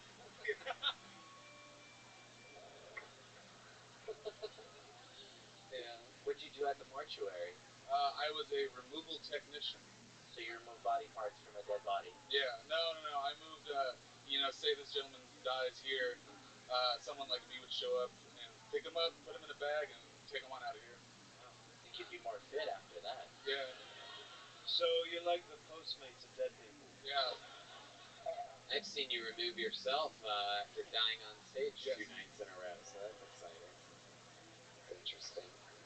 You have any health conditions, Matt? Nope. Any allergies? No. Objection, Your Honor.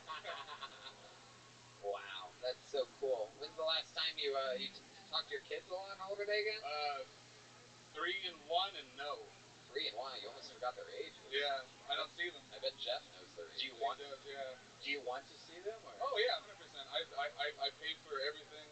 I do my best. She just doesn't let me see them. She's kind of a bitch. Wow. So, well, I mean, legally, aren't you allowed to? Yeah, I'm working on it. It's a long process. Very expensive. How come you don't have a car? Broke down after I won a roast battle, funny enough, and just haven't had money to fix it. Just working, taking the bus around, doing comedy. There you go. Good stuff. Yeah. Is this roast battle at the mortuary? Or? Yeah, it was me and 3 bodies. I burned them up. Well, Matt, you got really lucky. We're going to keep flying through it. You're a very lucky guy. You got Thanks, 2 nights in a row. Matt Medina, everybody. Matt Medina. One cool brown dude. Cool brown dude. CBD. That reminds me. Let's take a moment to plug our favorite sponsor, Infinite CBD. Here's why we love working with Infinite CBD. It's because they offer the cleanest, healthiest, and purest forms of CBD available. Hemp-grown organically in Colorado. Pure CBD isolate, testing over 99% CBD. If you still haven't tried it, research has shown CBD to help with a variety of different ailments, including insomnia, anxiety, depression, and more. This month, they are highlighting the gummies. They got some new flavors, and they are amazing. They have sour grape, or what we found out, black people call it purple. That's true. That's true. Just learned that recently. Sour peach, sour watermelon, sour blue raspberry, sour strawberry. I mean, this sounds awesome. And they also have seasonal gummies. Like right now, it's apple pie made with real apple cider. That is so cool. They are great for calming down when things are stressful or before bed to help with insomnia. Go to infinitecbd.com, and if you use the promo code TONY15, you get 15% off. That's infinitecbd.com, and use the code TONY15 for 15% off. That's infinitecbd.com, code TONY15 for 15% off. You guys ready to get back to this show, or what? Huh?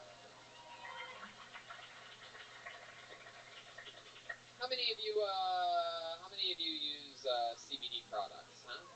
Very good. Look at that. Wow. Real live, look at this stuff. I love those gummies. Yeah, it's incredible. They really help you. Joel has incredible amounts of anxiety, believe it or not. How about a hand for Joel? He turns it all off and dials in, becomes hilarious on this show. Out there, you know what I mean? When he's not behind these drums, he's very, he's a real Tamrock, you know what I mean? He's a real fucking, there's nothing wrong with this. Just kidding. Just kidding, Tampon, we love you. All right, pull another name out of the bucket. Put your hands together for Matt Schneider, everyone. Matt Schneider.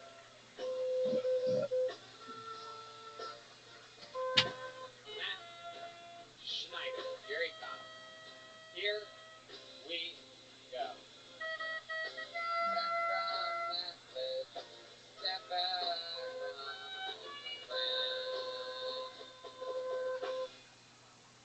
One more time for Matt Schneider, everybody. Woo! What's up? Fuck. Alright. So, let's see. Where do I start? Been single for the last year. That's been taking some time to adjust to. It's taken me a while. There are some perks to it. I can't tell you how happy I am not to have to hike anymore. Some of you get it. Some of you get it. The first couple hikes, they're fine. They're nice. You put on your Vans, basketball shorts, you walk a nice path, easy peasy. But then eventually they figure out about the 52 hike challenge. You guys hear about this? It's a challenge to do 52 hikes within a year. I don't know about you guys, but I can't do 52 of anything. I mean, I had season passes for baseball. I got halfway through the season, I was like, fuck this. It's not worth it. Let's see. I'm dying up here. There it is. Matt Schneider. Yeah. You're right. You can't do 52 of anything, including seconds of comedy. Incredible. And it was legit 52 seconds. I'm glad to have our second fully white guy up here. Your opening line was so mind-boggling, I had to write it down. These are all separate sentences. Sup, fuck, all right, let's see, where do I start?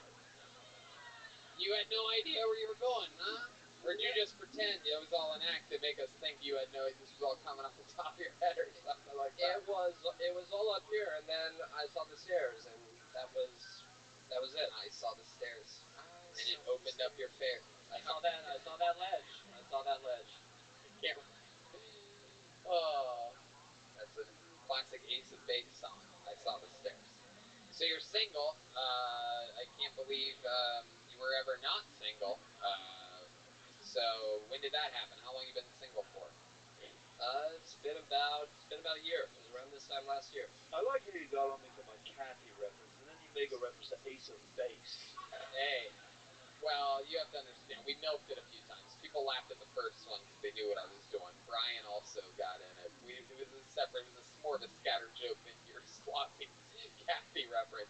But that also reminds me, you Google image Kathy, and then you look up the woman that was just on stage. That's right. Spot on. Stop the podcast if you're listening. Stop the podcast. Go to Google Images. Google Kathy, and I'm sure, by the way, Kathy, the first thing that's going to pop up is the fucking cartoon. Yeah. The 80s. Jeremiah's being such a Ziggy right now. Yeah. You're acting like cool at Marmaduke. I guess whoever's loudest wins on this show. So I also wrote down this other hit line from about 25 seconds into your set that reminds me of what Jeremiah is doing right now. And your line was, some of you get it, some of you get it. Do you remember saying that? Vaguely. All right. This doesn't make any sense. She's like 80 years old and probably dead. So, Matt, you're 31. This is your first time doing stand-up. What made you want to start now? Was there a moment in which you're like, you know what, I'm going to sign up for this show. I'm going to do this. No, I mean, I grew up with comedy records in the house. My dad loved, he had big band records, and then he had like Carlin records, AM, FM. That was a big one for me. Cosby, Woody Allen, all that stuff. Heck yeah, you love pedophiles, don't you? Yeah. No, just always wanted to do it. Just all the greats, Cosby, fucking Woody Allen, Pope John Paul II.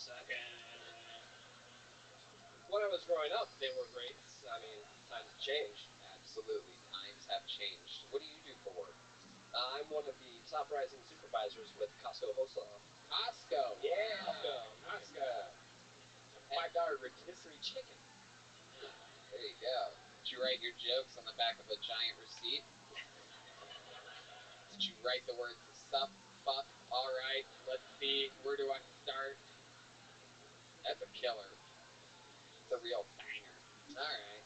So, Matt, you live by yourself?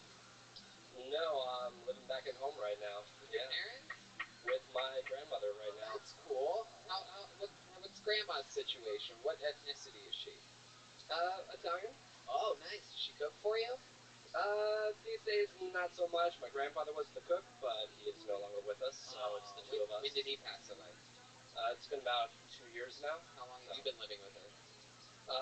Since the breakup a year ago, so she loves it. She's got company, somebody to talk to. Heck yeah, you got company, she's got company. We watch Law and Order together. Fuck or what? Let's fucking do this. Heck yeah. From the godfather to the grandmother, you know what I'm saying? Wow, that's interesting. So she doesn't cook for you. Do you do anything nice for her ever? You ever bring her something like Werther's Originals or anything like that, or?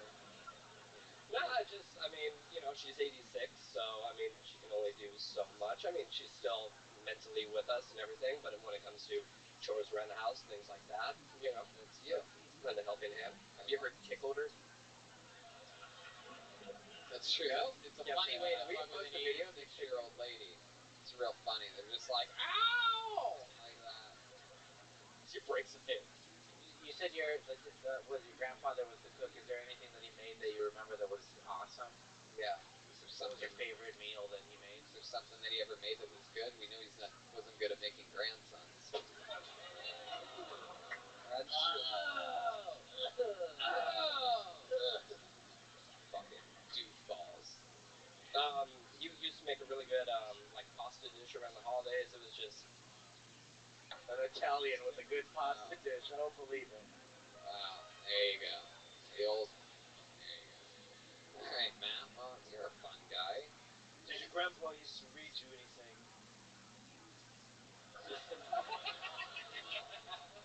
What? Is that the end of the question? I have no further questions at this moment. Oh, okay. All right. I don't know what's going on over here. All right. Anything else crazy about your life, Matt? I feel like you're leaving something out. You don't have any hobbies? You don't ever fucking sneak away from Grandma's house and go play laser tag or something like that? No, nothing crazy. I mean, play guitar, play bass. Used to be in a band years ago. What was the name of the band? Oh god, the band was Capital Sin. Capital Sin. Yeah, we thought we were hardcore. Yeah. What kind of what were you in Capital Sin? The guitarist? Bass player. Oh wow. Yeah. There you go. Right. What's going on back here, Joel? I don't care anymore. I'm taking calls on my shoe. All right. Well, Matt, fun times, dude. Thanks for coming on the show. There you go, Matt Schneider, everybody.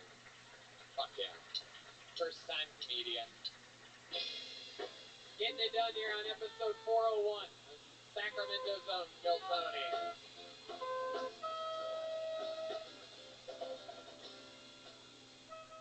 Should we do another Joker spoiler? No. People did not like that. People literally demanded that guest never come on again. And, poor Tom.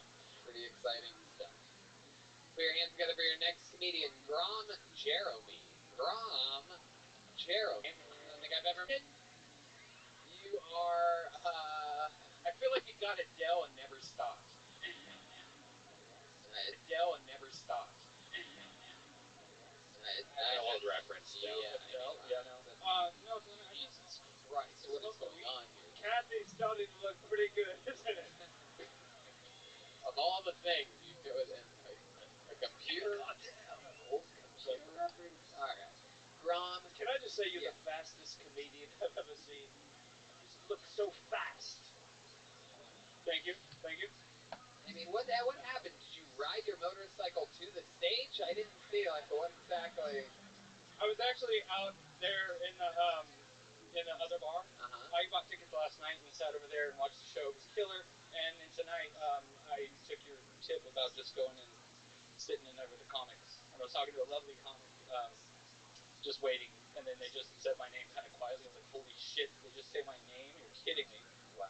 And this is amazing. If anybody gets a chance to do this, you guys got to do this. No. Don't. I mean, in your life, like, get up on stage and do something like this. Right, exactly. That's why you guys do it, right? I absolutely hate this guy. Yeah. Shit, Joel. So clearly you ride a motorcycle. You do comedy like you ride a unicycle. That's true. That's true. It's like your first time, right? Yes, sir. First time ever doing stand-up. So give him a hand for that. That takes balls. You have a pretty sick helmet. Yeah, he threw his helmet in his jacket over here. There you go. For you listeners, he has a sick helmet. Look at that. It's the podcast. There you go. Right. Wow, that's GoPro unbelievably sick. Wow. I mean, what are we talking about? What is happening? It's like I have no idea. It's like if Ed Hardy was an actual person. Yeah. There you go. Fuck yeah.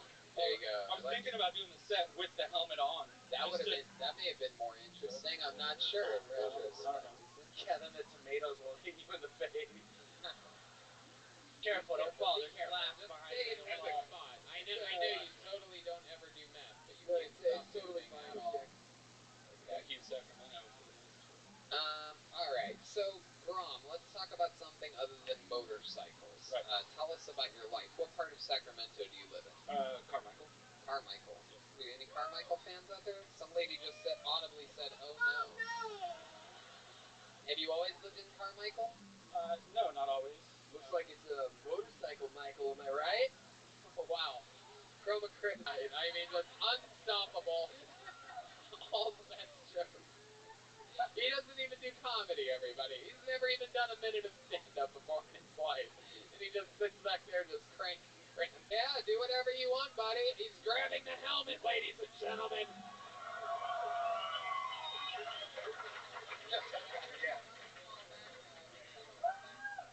That's slats, and there's a 2-story fall behind it. So whatever you do, do not fall backwards. The crowd's going crazy. He took his jacket off. He took his jacket off. The helmet is on, ladies and gentlemen. 32 years of playing the drums. He's spinning the stick. This is a Mexican drum off. Wait. Now, before you go, Grum Jeremy, let me remind everybody that this is a big deal. This is a drum solo battle in which performance, comedy, and obviously drumming are involved. In the end, the audience decides who wins. Now, I must warn you, Laura Croft, Gilbert Jimenez is undefeated all time. The event is named after him. Nobody has ever defeated him. However, nobody's ever faced him wearing a motorcycle helmet completely on crystal meth. And Joel's not even 32 years old. Can I just say I've never been terrified for Joel before? This is very exciting. Now, let me also remind everybody, if Grum wins, he becomes the new drummer on Kill Tony. That means the 35 laughs that Joel has contributed to the show so far this episode alone will be nothing from now on. It'll just be Grum sitting back there with a helmet while people hoop and holler because of one night in Sacramento. We will be canceled immediately. That means he's going to do 4 shows in San Francisco. This means if he wins, he's going to Australia with us next week, to Brisbane, Melbourne, and Sydney. You guys will decide this man's destiny. The inside of his helmet is steaming up. This could play a factor. Ladies and gentlemen, the drum solo of Grum Jeremy.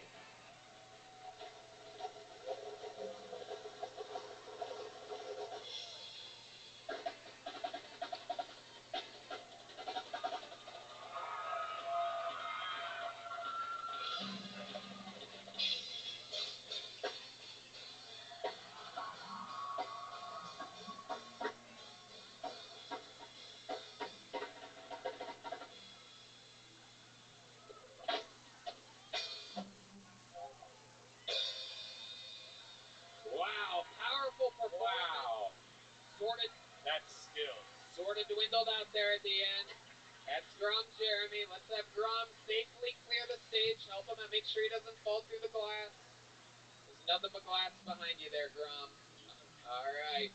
Okay, so now you stand over here next to Red Band, sort of. Let's get him right over here. No, it's okay. Stay right next to Red Band, right fucking there. Right there. Just like that. Just right there. Don't move anywhere else. Face that way. Stop fucking moving. Face that way, Grum. Live show. And now, defending his throne, undefeated all time in the history of Mexican drum-offs, Kill Tony's own, with his life on the line. If he loses this, he has to move to fucking Carmichael. Ladies and gentlemen, I present to you one of my funniest friends on the planet, the one and only Joel Jimenez. Here we go. He has a goddamn water cooler. He's got the dick from yesterday on his mouth. He just spiked the dildo. He's got a water cooler. He still has his tie on. He has a giant purple dildo. This is unbelievable. He is furious. He just flipped off Grum Jeremy. He's undefeated all time. He has no shoes on. Ladies and gentlemen, are you ready? I present to you Gilbert Jimenez.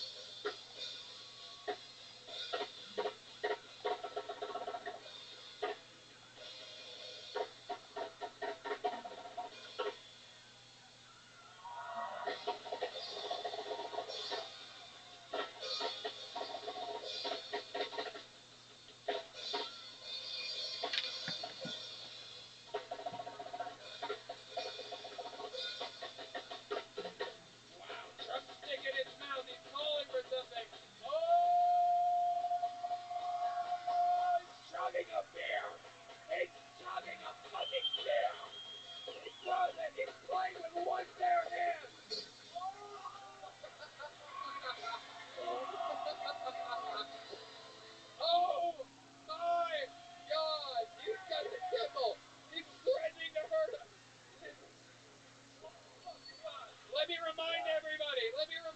everybody, turn around and stand.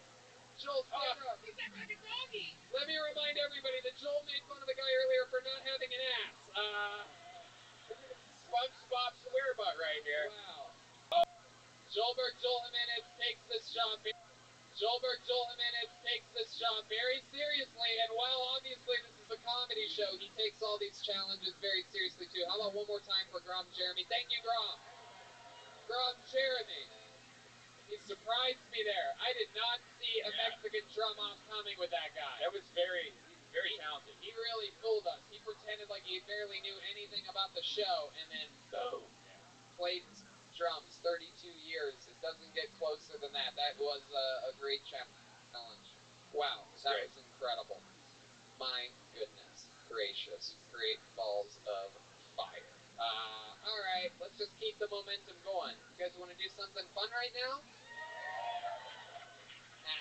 Obviously that's not good enough, so we'll just do it some other time. We'll save it. Oh, okay. Oh, okay. Well, in that case, I will tell you that obviously we have a band on this show. Obviously we have the Bucket and Red Band and me and all these fun things, but I should tell you that we also have a regular on this show.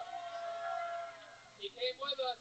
He's here all the way from Los Angeles, California. Ladies and gentlemen, I present to you the one and the only William Montgomery. Here he is, in the flesh, live in Sacramento.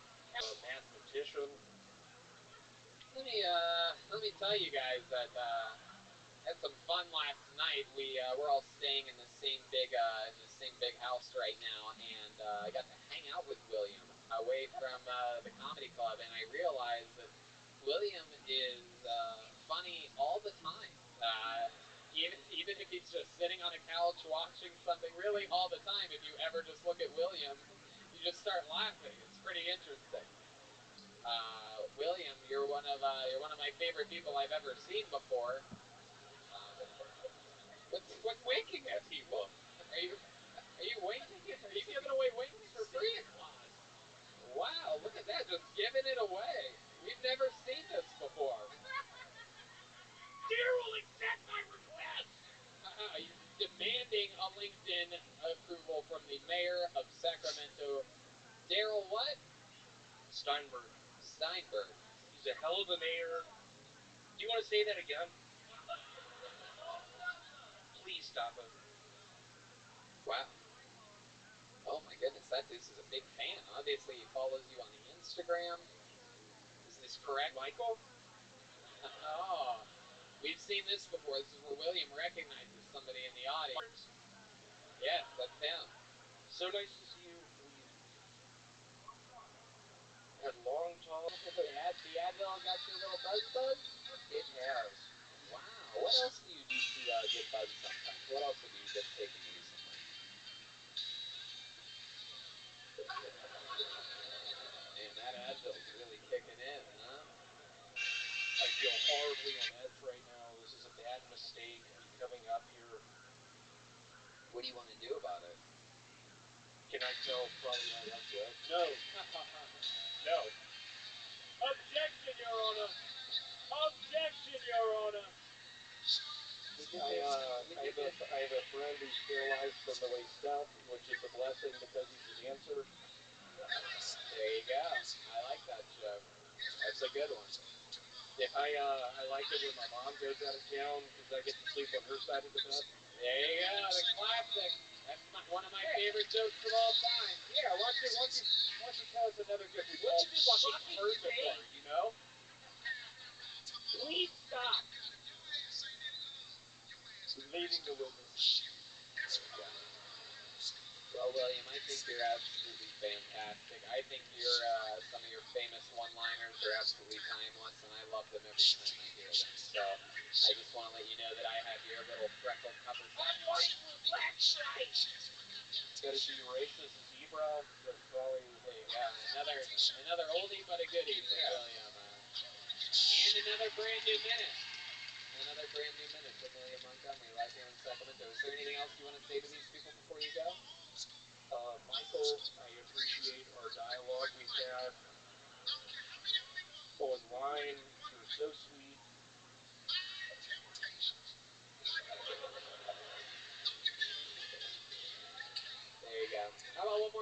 Montgomery, William Montgomery, everybody.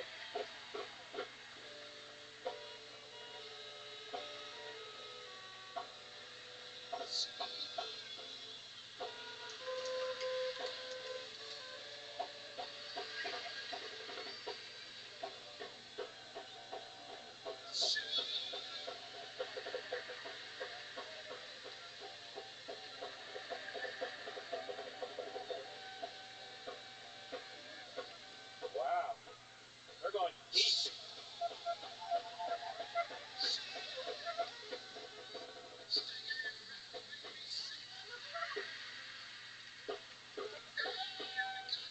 Oh my God. The band. Unbelievable. A little free bird out here. Yeah. Hell yeah. Free bird. It's the national anthem of Modesto. Pull another name out of the bucket, put your hands together for Joe Coniu, everyone. Joe Coniu. Back to the show we go.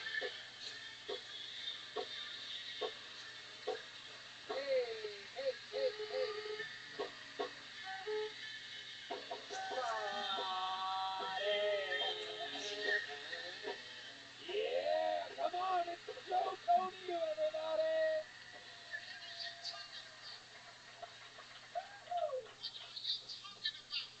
I'm kind of lonely. Women don't pay attention to me. When you look like me, it's really hard to get action. When you look like me, it's really hard to get consent.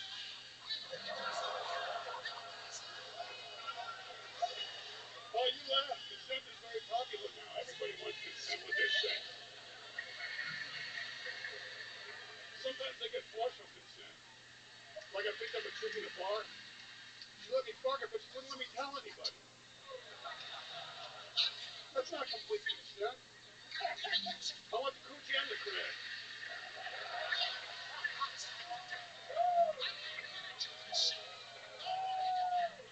I don't want to get half lucky. I don't wear condoms. I don't use condoms. You think I'm going to give a girl another 30 seconds to change her mind after she sees this? Wow! Look at that! That's how you do it! Right down the barrel. Fucking awesome, dude. I love your fucking style, bro. You set him up and you fucking knocked him down. Played soft in the beginning. And then of course, hell yeah. Stick with what you know. Absolutely. So the last time you hooked up with a chick, like when was that? What was that like? For free? Yeah. Oh, yeah. Yeah, I want to know about the free one. Either one. I want to know whatever. You paid, it was free. Well, there's a massage place right down the street on the left side. It's really good. There he is. Again, very good. Hell yes, there's always a massage place down the street. How about Red Band always knows the closest one. Yes, indeed. Okay, how about the free one? Let's go to the free one. The girl hiked up her skirt and she was winking at me. So what, her butthole? Yeah, she was giving me the... She giving you the old William Montgomery wink? Stink eye. Wow.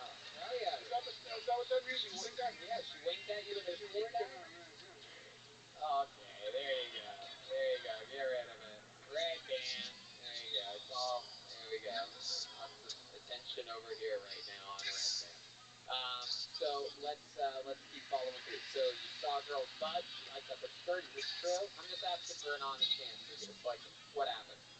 Well, that's not the first thing that happened. Whoa.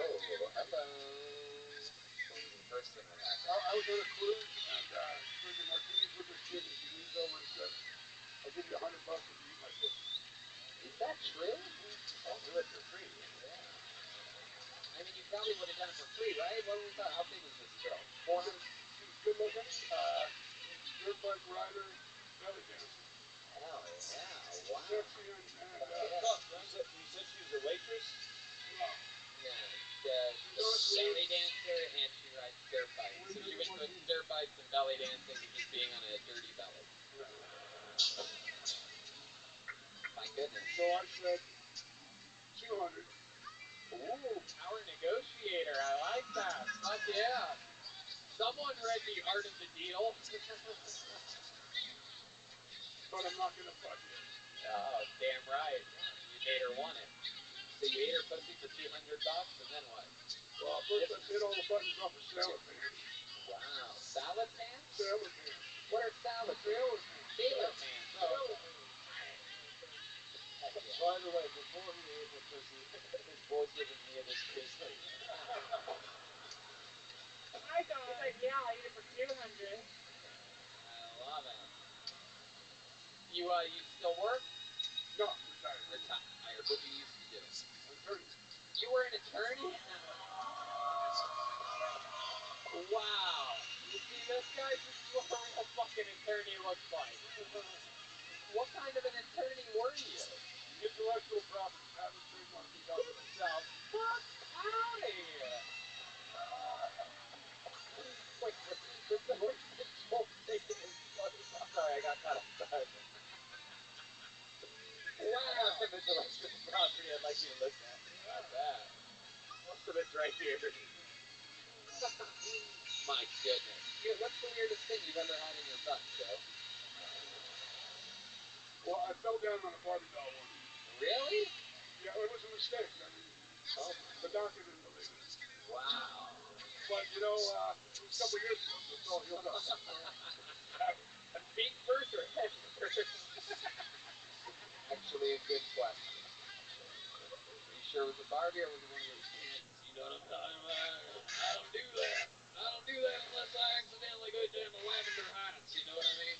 One time I went to Faces, ended up with a $10 on my ass. And I'm not talking about the reading. Alright, forget it. Alright, Joe. Well, you're so much fun. Anything else crazy that we should know about you? You seem like it. I feel like I could talk with you fucking forever, man. If it was up to me, I would just keep you up here until tomorrow morning. He looks like Colonel Sanders' tail on Sons of Anarchy. It's true. It's true. Absolutely. You do have quite the look to you. You look like if Kenny Rogers got high on his own supply. Chicken. Chicken reference. My goodness. Well, Joe, that's so much fucking fun. Do you have any other hobbies or anything like that? What do you do to pass the time now that you're retired? You know, I walk around a lot to eat stuff. Yeah. Fuck yeah. Especially when people are offering you $200, that you're eating a lot of stuff. He looks like Jeff lives under bridges. Hey, look at that. Yeah. Fuck yeah. Alright, Joe. Well, I mean, so much fucking fun. I absolutely love comedians like you. This is proof that, it's not about when you start. It's not about how you fucking, approach things. It's not about trying to blend in. You're a guy that came up with a look. It's the same thing Bridget Bennett did with all of her 10 years of experience. You're talking about what you appear like. You're giving us misdirects. You're setting it up. You're sneaking in punches and getting big laughs. And that's what this shit is all about. You have a great knack for it. I can't wait to see you again. Fuck yeah.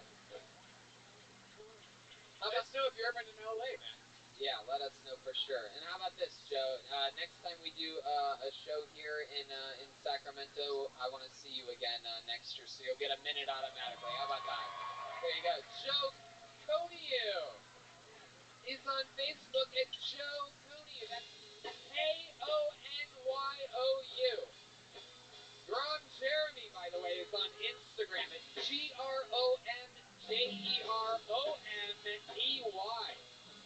It's a very hard spelling there. My goodness, such a fucking fun episode. You guys having fun out there, huh? How many of you guys listen to this show every week? Well, then maybe you guys actually know. I don't know if you guys know this or not, but we have a brand new regular on this show. Did you guys know that? Would you guys like it if we brought him all the way up here with us tonight? Great. Well, then I present to you the brand newest regular on Kill Tony. I believe this is only his second or third regular spot. He's a goddamn anomaly. Put your hands together for the great David Lucas, everybody.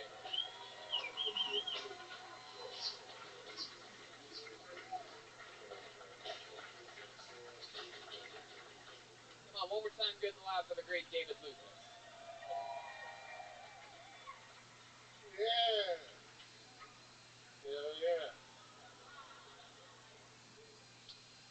Don't you hate and you've been walking on a treadmill for an hour, and you look down and it's only been 10 minutes?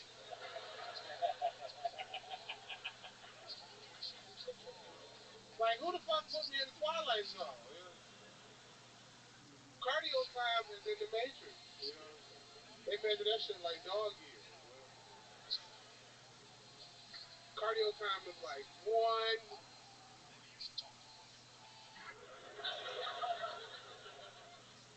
2. The crazy thing about the treadmill is that it doesn't even really get you in shape. You know what I'm saying? Like, I can walk a mile on the treadmill, but I'm. David. Tony got arrested for chewing condom flavored gum. That's actually true. It's fucking the best flavor of bubble gum there is. In LA, he assaulted a dickhead. That's true. First degree. You chew a lot of gum too, right? You swallow.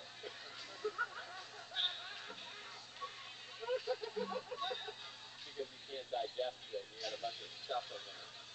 Here, I love this. I love the shirt you're wearing. I've never seen you look literally like a black hole before. Good. Damn, Scuba Steve. How do you know Scuba Steve? How do you know anything about being underwater? I'm white as shit. Alright. Y'all was playing with my favorite songs earlier. Fucking, yeah, we found that white boy name that killed himself in Seattle? We found out yesterday that he actually knows a bunch of. We've realized that he loves white people music. Yeah. It's been a while since I've been, hey, my head up high. It's been a while since I first saw you. Hey! Look at this. Got it right there? It's all happening here. It's a long intro on this one. I actually like country music better. Really? What kind of country do you like? I mean, other than... I like, you like country rock or country crop? No. Garth Brooks. Hey, how many people know this song? Blame it all on my roots. I showed up in boots. Whoa! It ruined the black tie. The whole crowd is singing. Last one to know. The last one to show. I was the last one you thought you'd see there. Incredible. And I saw the surprise and the fear in his eyes when I took his glass of champagne. Sing it, Sacramento. We will both be. You'll never. Cause I got friends that know places where the whiskey's down and the beer's tasted. I feel like there could be multiple Michael Chavez's in this room, so perhaps there's going to be a traffic jam here any moment. Here he comes.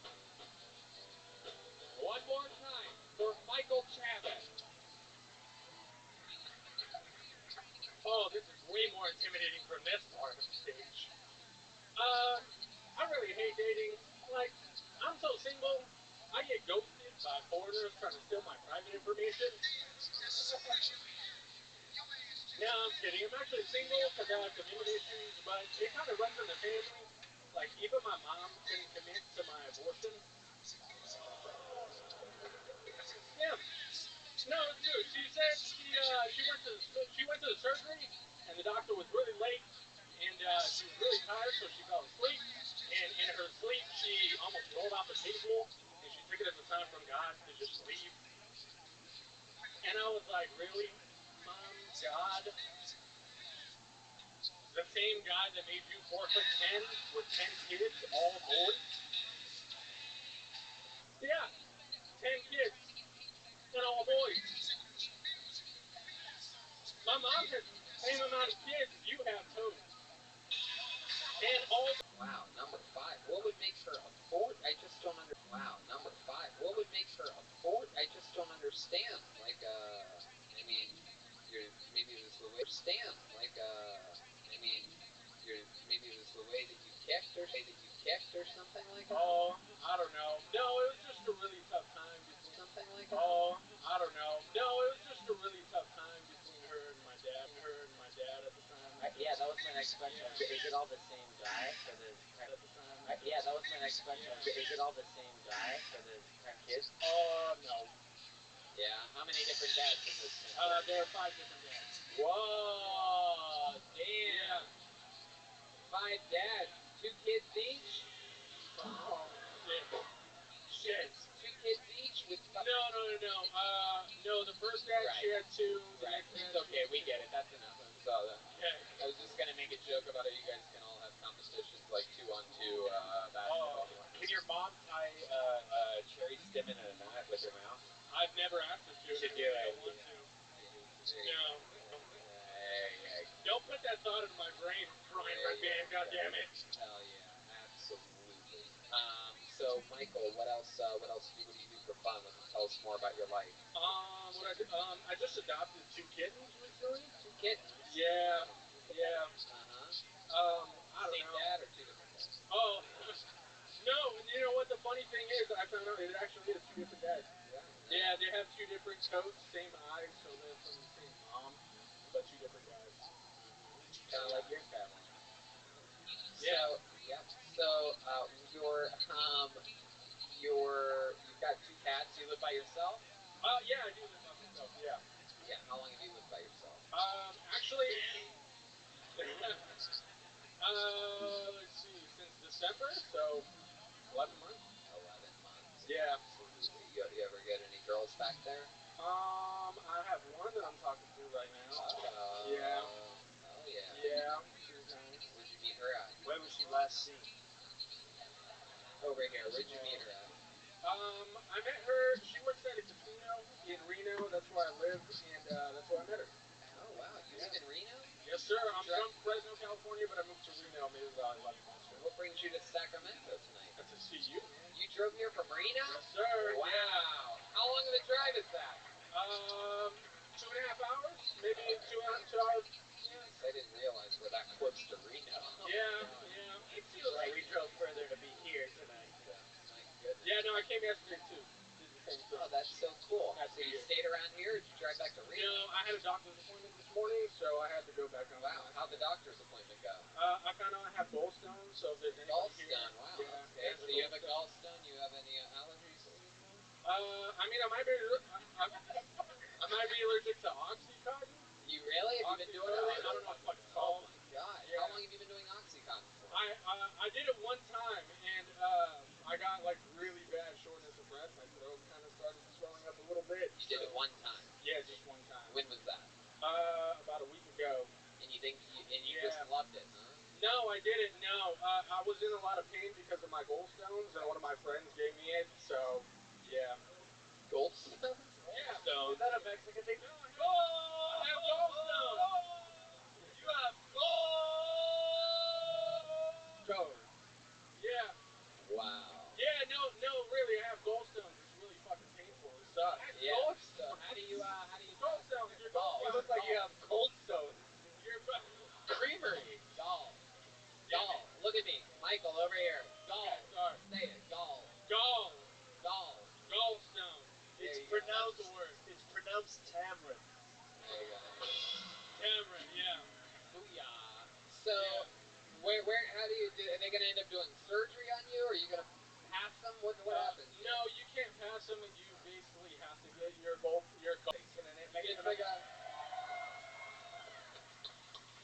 do you think? Are you getting in trouble? The Asian lady in the front row signed off on it. Whoa, she did. Look at that. Give me something to say. What do you want me to say? What should he say? You're the Asian. You're the resident Asian. You should give him something to say. You don't have to do it in the accent. I'll do it for you. Yeah. I don't care about SNL. Anything works. He can literally say anything that you want. You could make it your name. You could make it. You could have him look at you dead in the eye and tell you that you want him to eat your ass. Yeah. Whatever. Oh, okay. Another groan.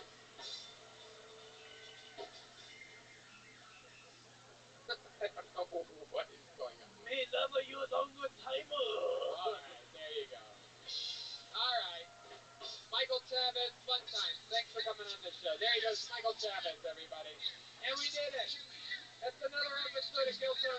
episode 401 live from Sacramento. After the show, there's going to be a little line out there, and if you guys, oh look, Ryan Shea drew tonight's episode.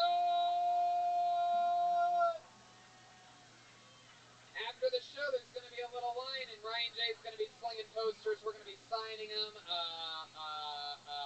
and taking pictures with you, and having a bunch of other fun things. There's the new Kill Tony pin, the new Tony Hinchcliffe pin, available with or without facial hair. I draw it on with a Sharpie myself if you want it. Those are only $10. And there's also the brand new Kill Tony t-shirts. Yeah. John Bonham, Ringo Starr. Yeah. Anything else? I want to give a shout out to Brian Redband for taking a fucking flight home to grab equipment and come back. You're the real hero tonight, Brian. Absolutely, yeah. What a superhero. He forgot the equipment in Los Angeles. Yeah, let's give him more shout outs. No, but he did what it took to get it all back together, and I love you, Brian. Sure, yes, absolutely. What a great. Let's give him Joelberg extra credit. Joel, if you loved him, you would have never brought it up on this podcast. Yes, indeed. Redband flew all the way to LA today and back because he forgot his equipment in Los Angeles yesterday. Or there was 5 comics all outside my house with 20 suitcases, and that was the one suitcase we Never mind, I take it back. Yes, there you go. Thank you, Joel. There you go. I love you. Shout out to all the people that don't forget their most massive responsibilities of work and life. But how about one more hand for Red Band? Sure. Oh, thank you, Tony. Thank you so much. Come on, 3 hours of sleep. I love you. And make sure you Google image Kathy before you go to bed tonight. And go to infinitecbd.com, use the code Sony15 and save 15% on all the amazing products. We're not selling anything crazy. We literally believe in this product. Use it. Use the promo code so that they know we sent you. Sacramento, these last 2 nights, I swear to God, you guys that have been here know they're 2 of my favorite episodes ever. Thank you guys so much. Love you guys. We love you. Good night.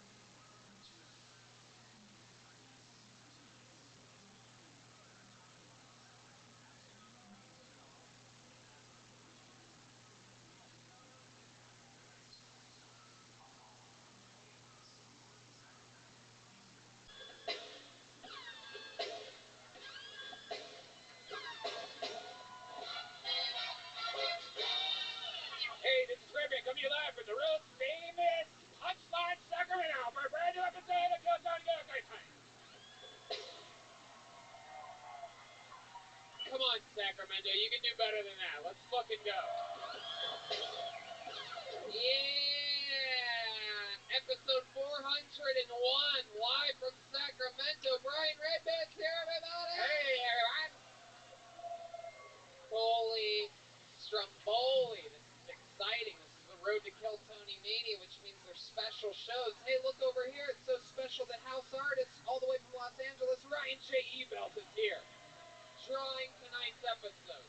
He has special Kill Tony Mania and Road to Kill Tony Mania posters available for sale. A bunch of other cool, awesome prints from the history of Kill Tony available after the show. We're going to be signing them, taking pictures with you guys if you want. In Sacramento live, we're recovering. We all did meth. Yeah, how about one more time? Good love for the podfather himself, the great Brian Redband, everybody.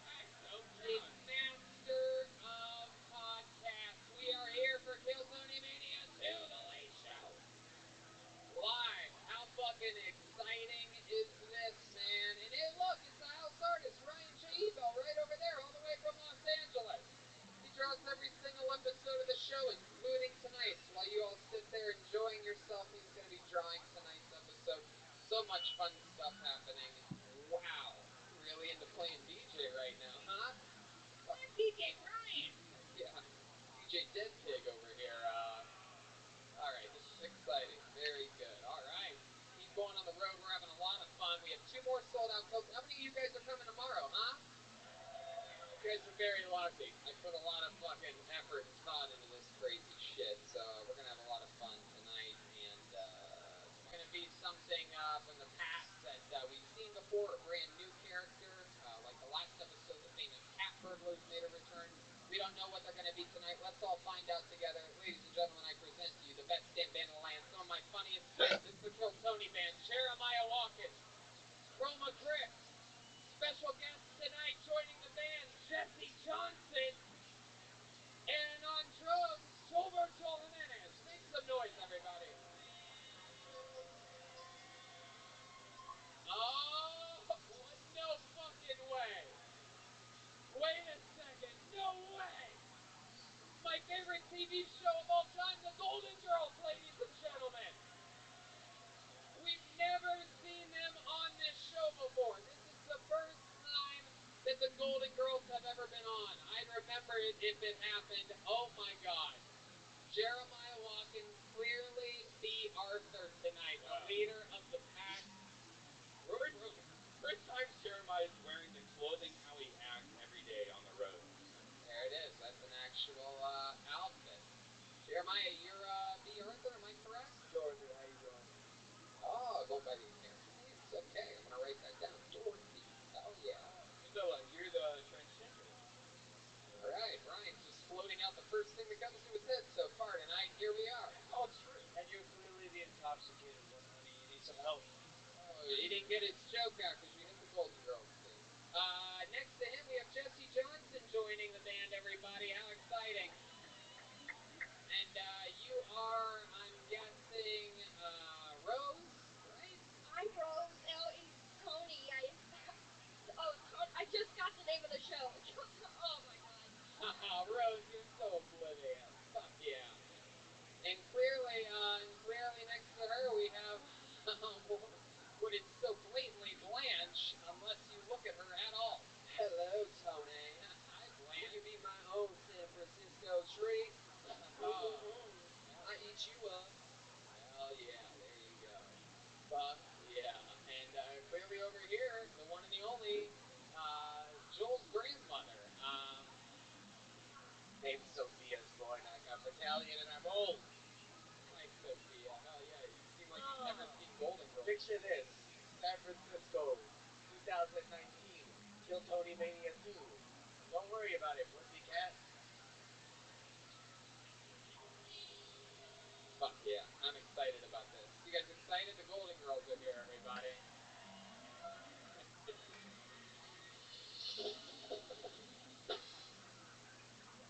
And of course, we have a whole nother part of this show, the Bucket of Destiny, everybody. A bunch of people signed up for the opportunity to come on this stage, do 60 seconds of what's supposed to be stand-up comedy uninterrupted, and then we interview you and talk with you about your life, find out more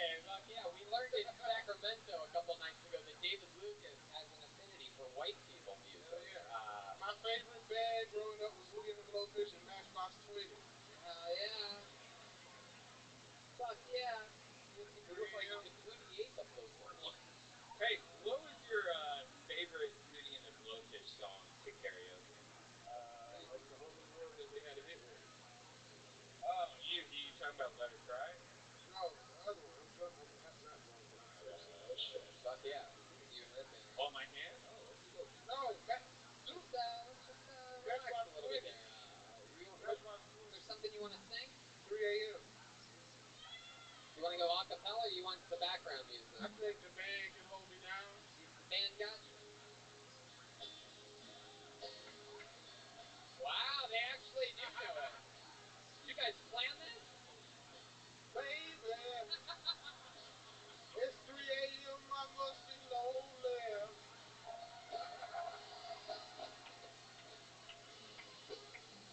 That's not what said I don't know if I've ever been good enough.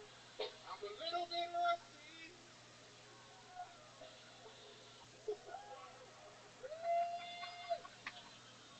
Sounds like mostly guys, but checks out. So I'm a nurse. Interesting question from a patient the other day.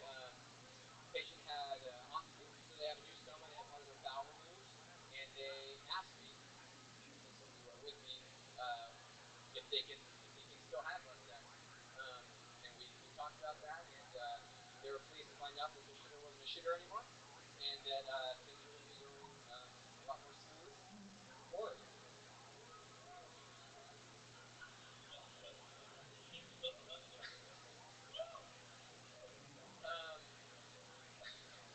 I got invited to a gender reveal party a couple weeks back. Kind of strange because I didn't have any friends to be pregnant. Oh yeah, one more time for John Holt, everybody. John, keep the mic out of the mic stand. You're gonna need that. Put it right up to your mouth. Right up there. Fuck yeah, just like that. You were talking with it down. It was like you were doing a puppet act with your penis. The microphone was so low. It was incredible. I'm like, how the fuck do I hear him right now? His lips are moving, but welcome to the show. Did you create Rick and Morty? No, definitely not. He's a different version. He looks more like Thick and 40. Thick and 40? That's funny. That's funny. 40 years? Alright, fuck it. We'll warm up. How are you, buddy? Good. How's it going? I've never seen Steven Spielberg with leukemia before. Hey, there you go. Wow, that's incredible. Dan, that's crazy. Yeah, I can't believe you blew that guy away. Sounds like your one car son was talking about immense wounds. You ever seen Flash and Pussy? Hey, now. Mother. David Lucas, what do you think about this guy? You ever seen a guy like this? He has the haircut of a guy that fucks black women to help their kids at home with. Is he right? Is he close to this? You ever have sex with a black woman before? Yeah, but no homo. Whoa, no homo. Take a blood pressure? Pre-dosing. Oh, okay. Wow. It's just a one-time thing. You went black and then you went back? Yeah. She totaled his car. She actually gave you your car. She gave you her car? Her grandmother's car. It might be stolen. Was it a lease? What kind of girl gives a guy a car? It has nothing to do. All right. Anyway, there's a wolf involved in this somehow. So, John, what else about you? What are like your hobbies and stuff? You seem like the kind of guy that has the new Mario Kart for the iPhone. No. Trouble with that steering, right? You can't figure it out. The thumb. I play soccer. Yeah. That explains the haircut. You look like if Edward Snowden actually got snowed in. I removed my goalie 20 years ago. Wait, does that mean you can't get pregnant anymore? Yep. Wow. Do you play soccer, John? Yeah, I do. I coach my son basketball. Oh, you have a son. Yep. How many kids do you have? Just one. Just one. 6 years old. Is this the African American woman? With my wife of 10 years. Oh, you've had a wife for 10 years. That's cool. What does she do? She's the club director at University of Arts. Okie dokie. Yes, it is awesome. Ryan. Wow. What's your favorite things to do when we're in the bedroom? You seem like the kind of guy that knows how to fuck. Listen. You fuck through your boxer hole, don't you? That's a good point. David Lucas made a good point. He has a theory that John fucks with his boxers on. I can picture that. You pull your boner. Hard to pull the boner out of that wiener hole in boxers, but I feel like you sort of like lift the boxers over. I feel like you don't really grab it and finagle it through. I feel like you pull on your boxers. I feel like you have a flex band type of boxer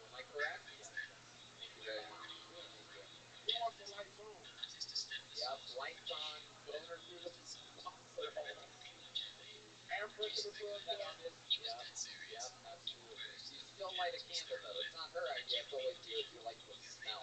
Something like musky usually. You're musky. Okay. There you go. You romantic? What are your I thoughts? mean, I would say that. What are your thoughts on foreplay? Yeah, what would you do if the four of us win it? Yeah. What would you do given the opportunity? With Of pornography from Japan. And what it is there'll be one lady, and they have like 100 guys all come on her face.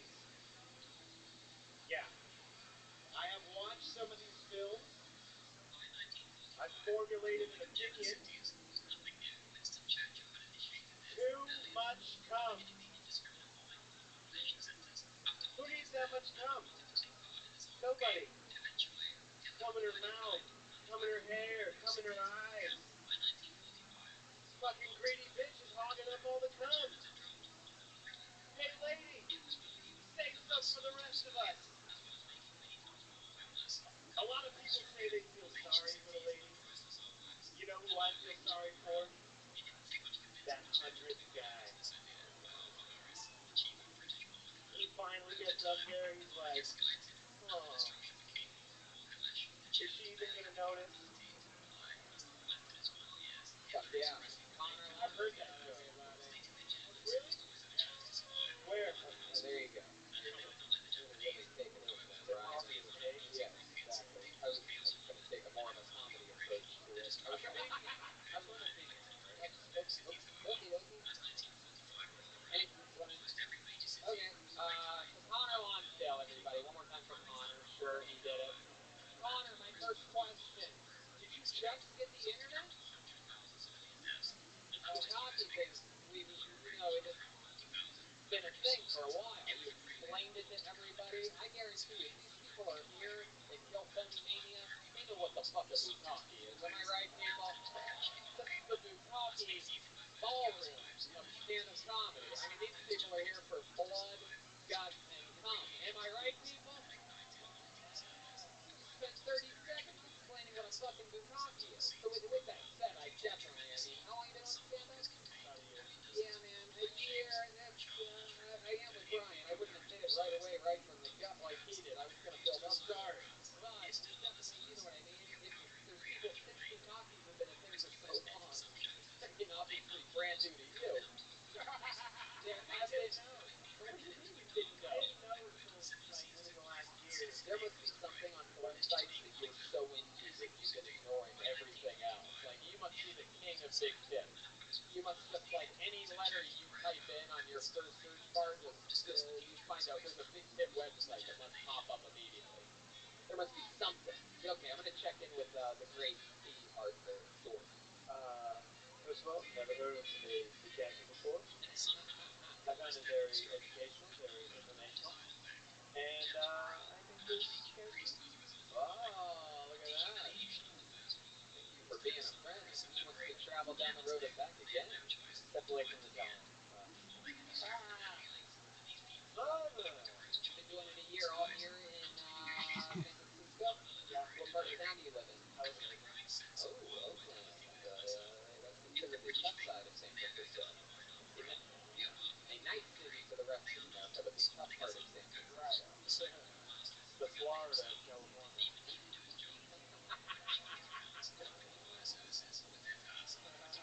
Connor, so if you just figured out what a bukkake is, and you wrote a joke about it, but yeah.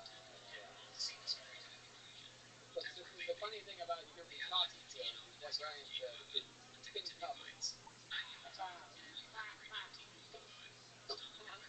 Yeah, man, you got balls, though. You have balls. Thank you. I've covered like anything of specific. No, the joke's funny because it's been again, people have known about bukkake for like, I don't know, 15 years or so. Like, Just like people have talked about what it would be like to be the last guy, and but it's funny. I was making a joke because it's covered like a girl in a bukkake video. It's been covered. I can't wait to hear this guy's jokes on airplane movies. Black people and white people different? What's dating like? Okay, that's enough. You're really attacking me. All right, my daughter's saying We got a black president. What's going on, BRC? dumbfounded by it. Brian takes a big drink of beer and spills it all over his shirt. Did not notice at all. Oh wow, I don't. Oh. It just What do you think it is? my chest hair. It's not beer. Soaked in. It becomes a gummy bear later. Hey, why don't we switch that to apple juice, Connie? Why don't we All right, okay. You too. All right. Oh wow.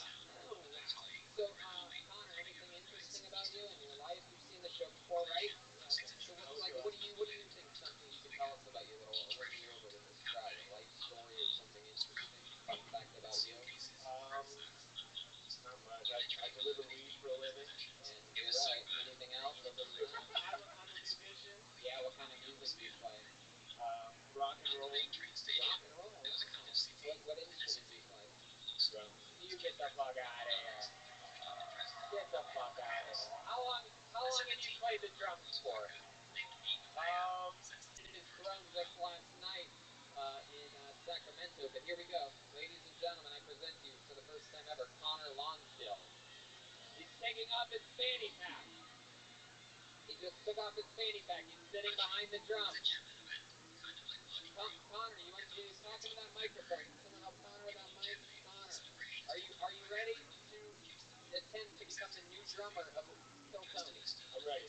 Ladies and gentlemen, Connor Lonsdale. Here we go.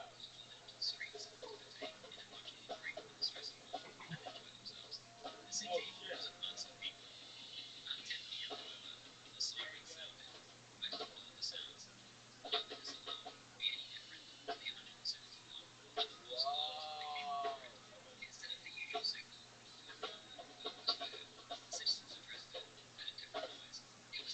Wow, Connor Lonsdale. There he is, doing that thing you do.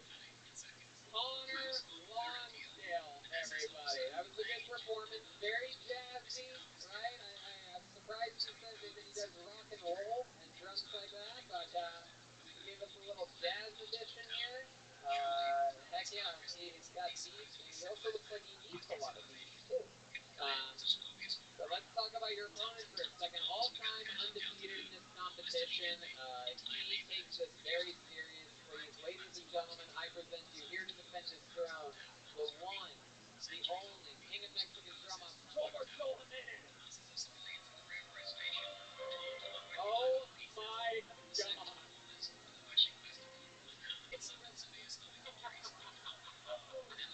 He just sued us. He's just sued us. He's angry. He's doing the angry unicorn. Oh my God. Oh, he's laying down. Rafa, reverse somersault. Oh no. It's the gay seizure. He took the gay seizure, everybody. Oh. Drumstick toss. He just lost a tooth, perhaps. I just dropped something else. I don't know what it was. A white chunk just came from his lung to finish the job off.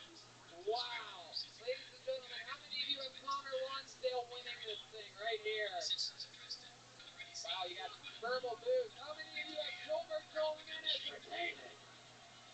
Wow. He takes this very seriously. The crowd, oh my God, Joel, get off the table. Get off the table, Joel. That is not allowed. We have expensive equipment out here. Wow. All right, there he goes, Connor Lonsdale, everybody. One more time for Connor. He almost got hit in the head with the dildo there to finish things off.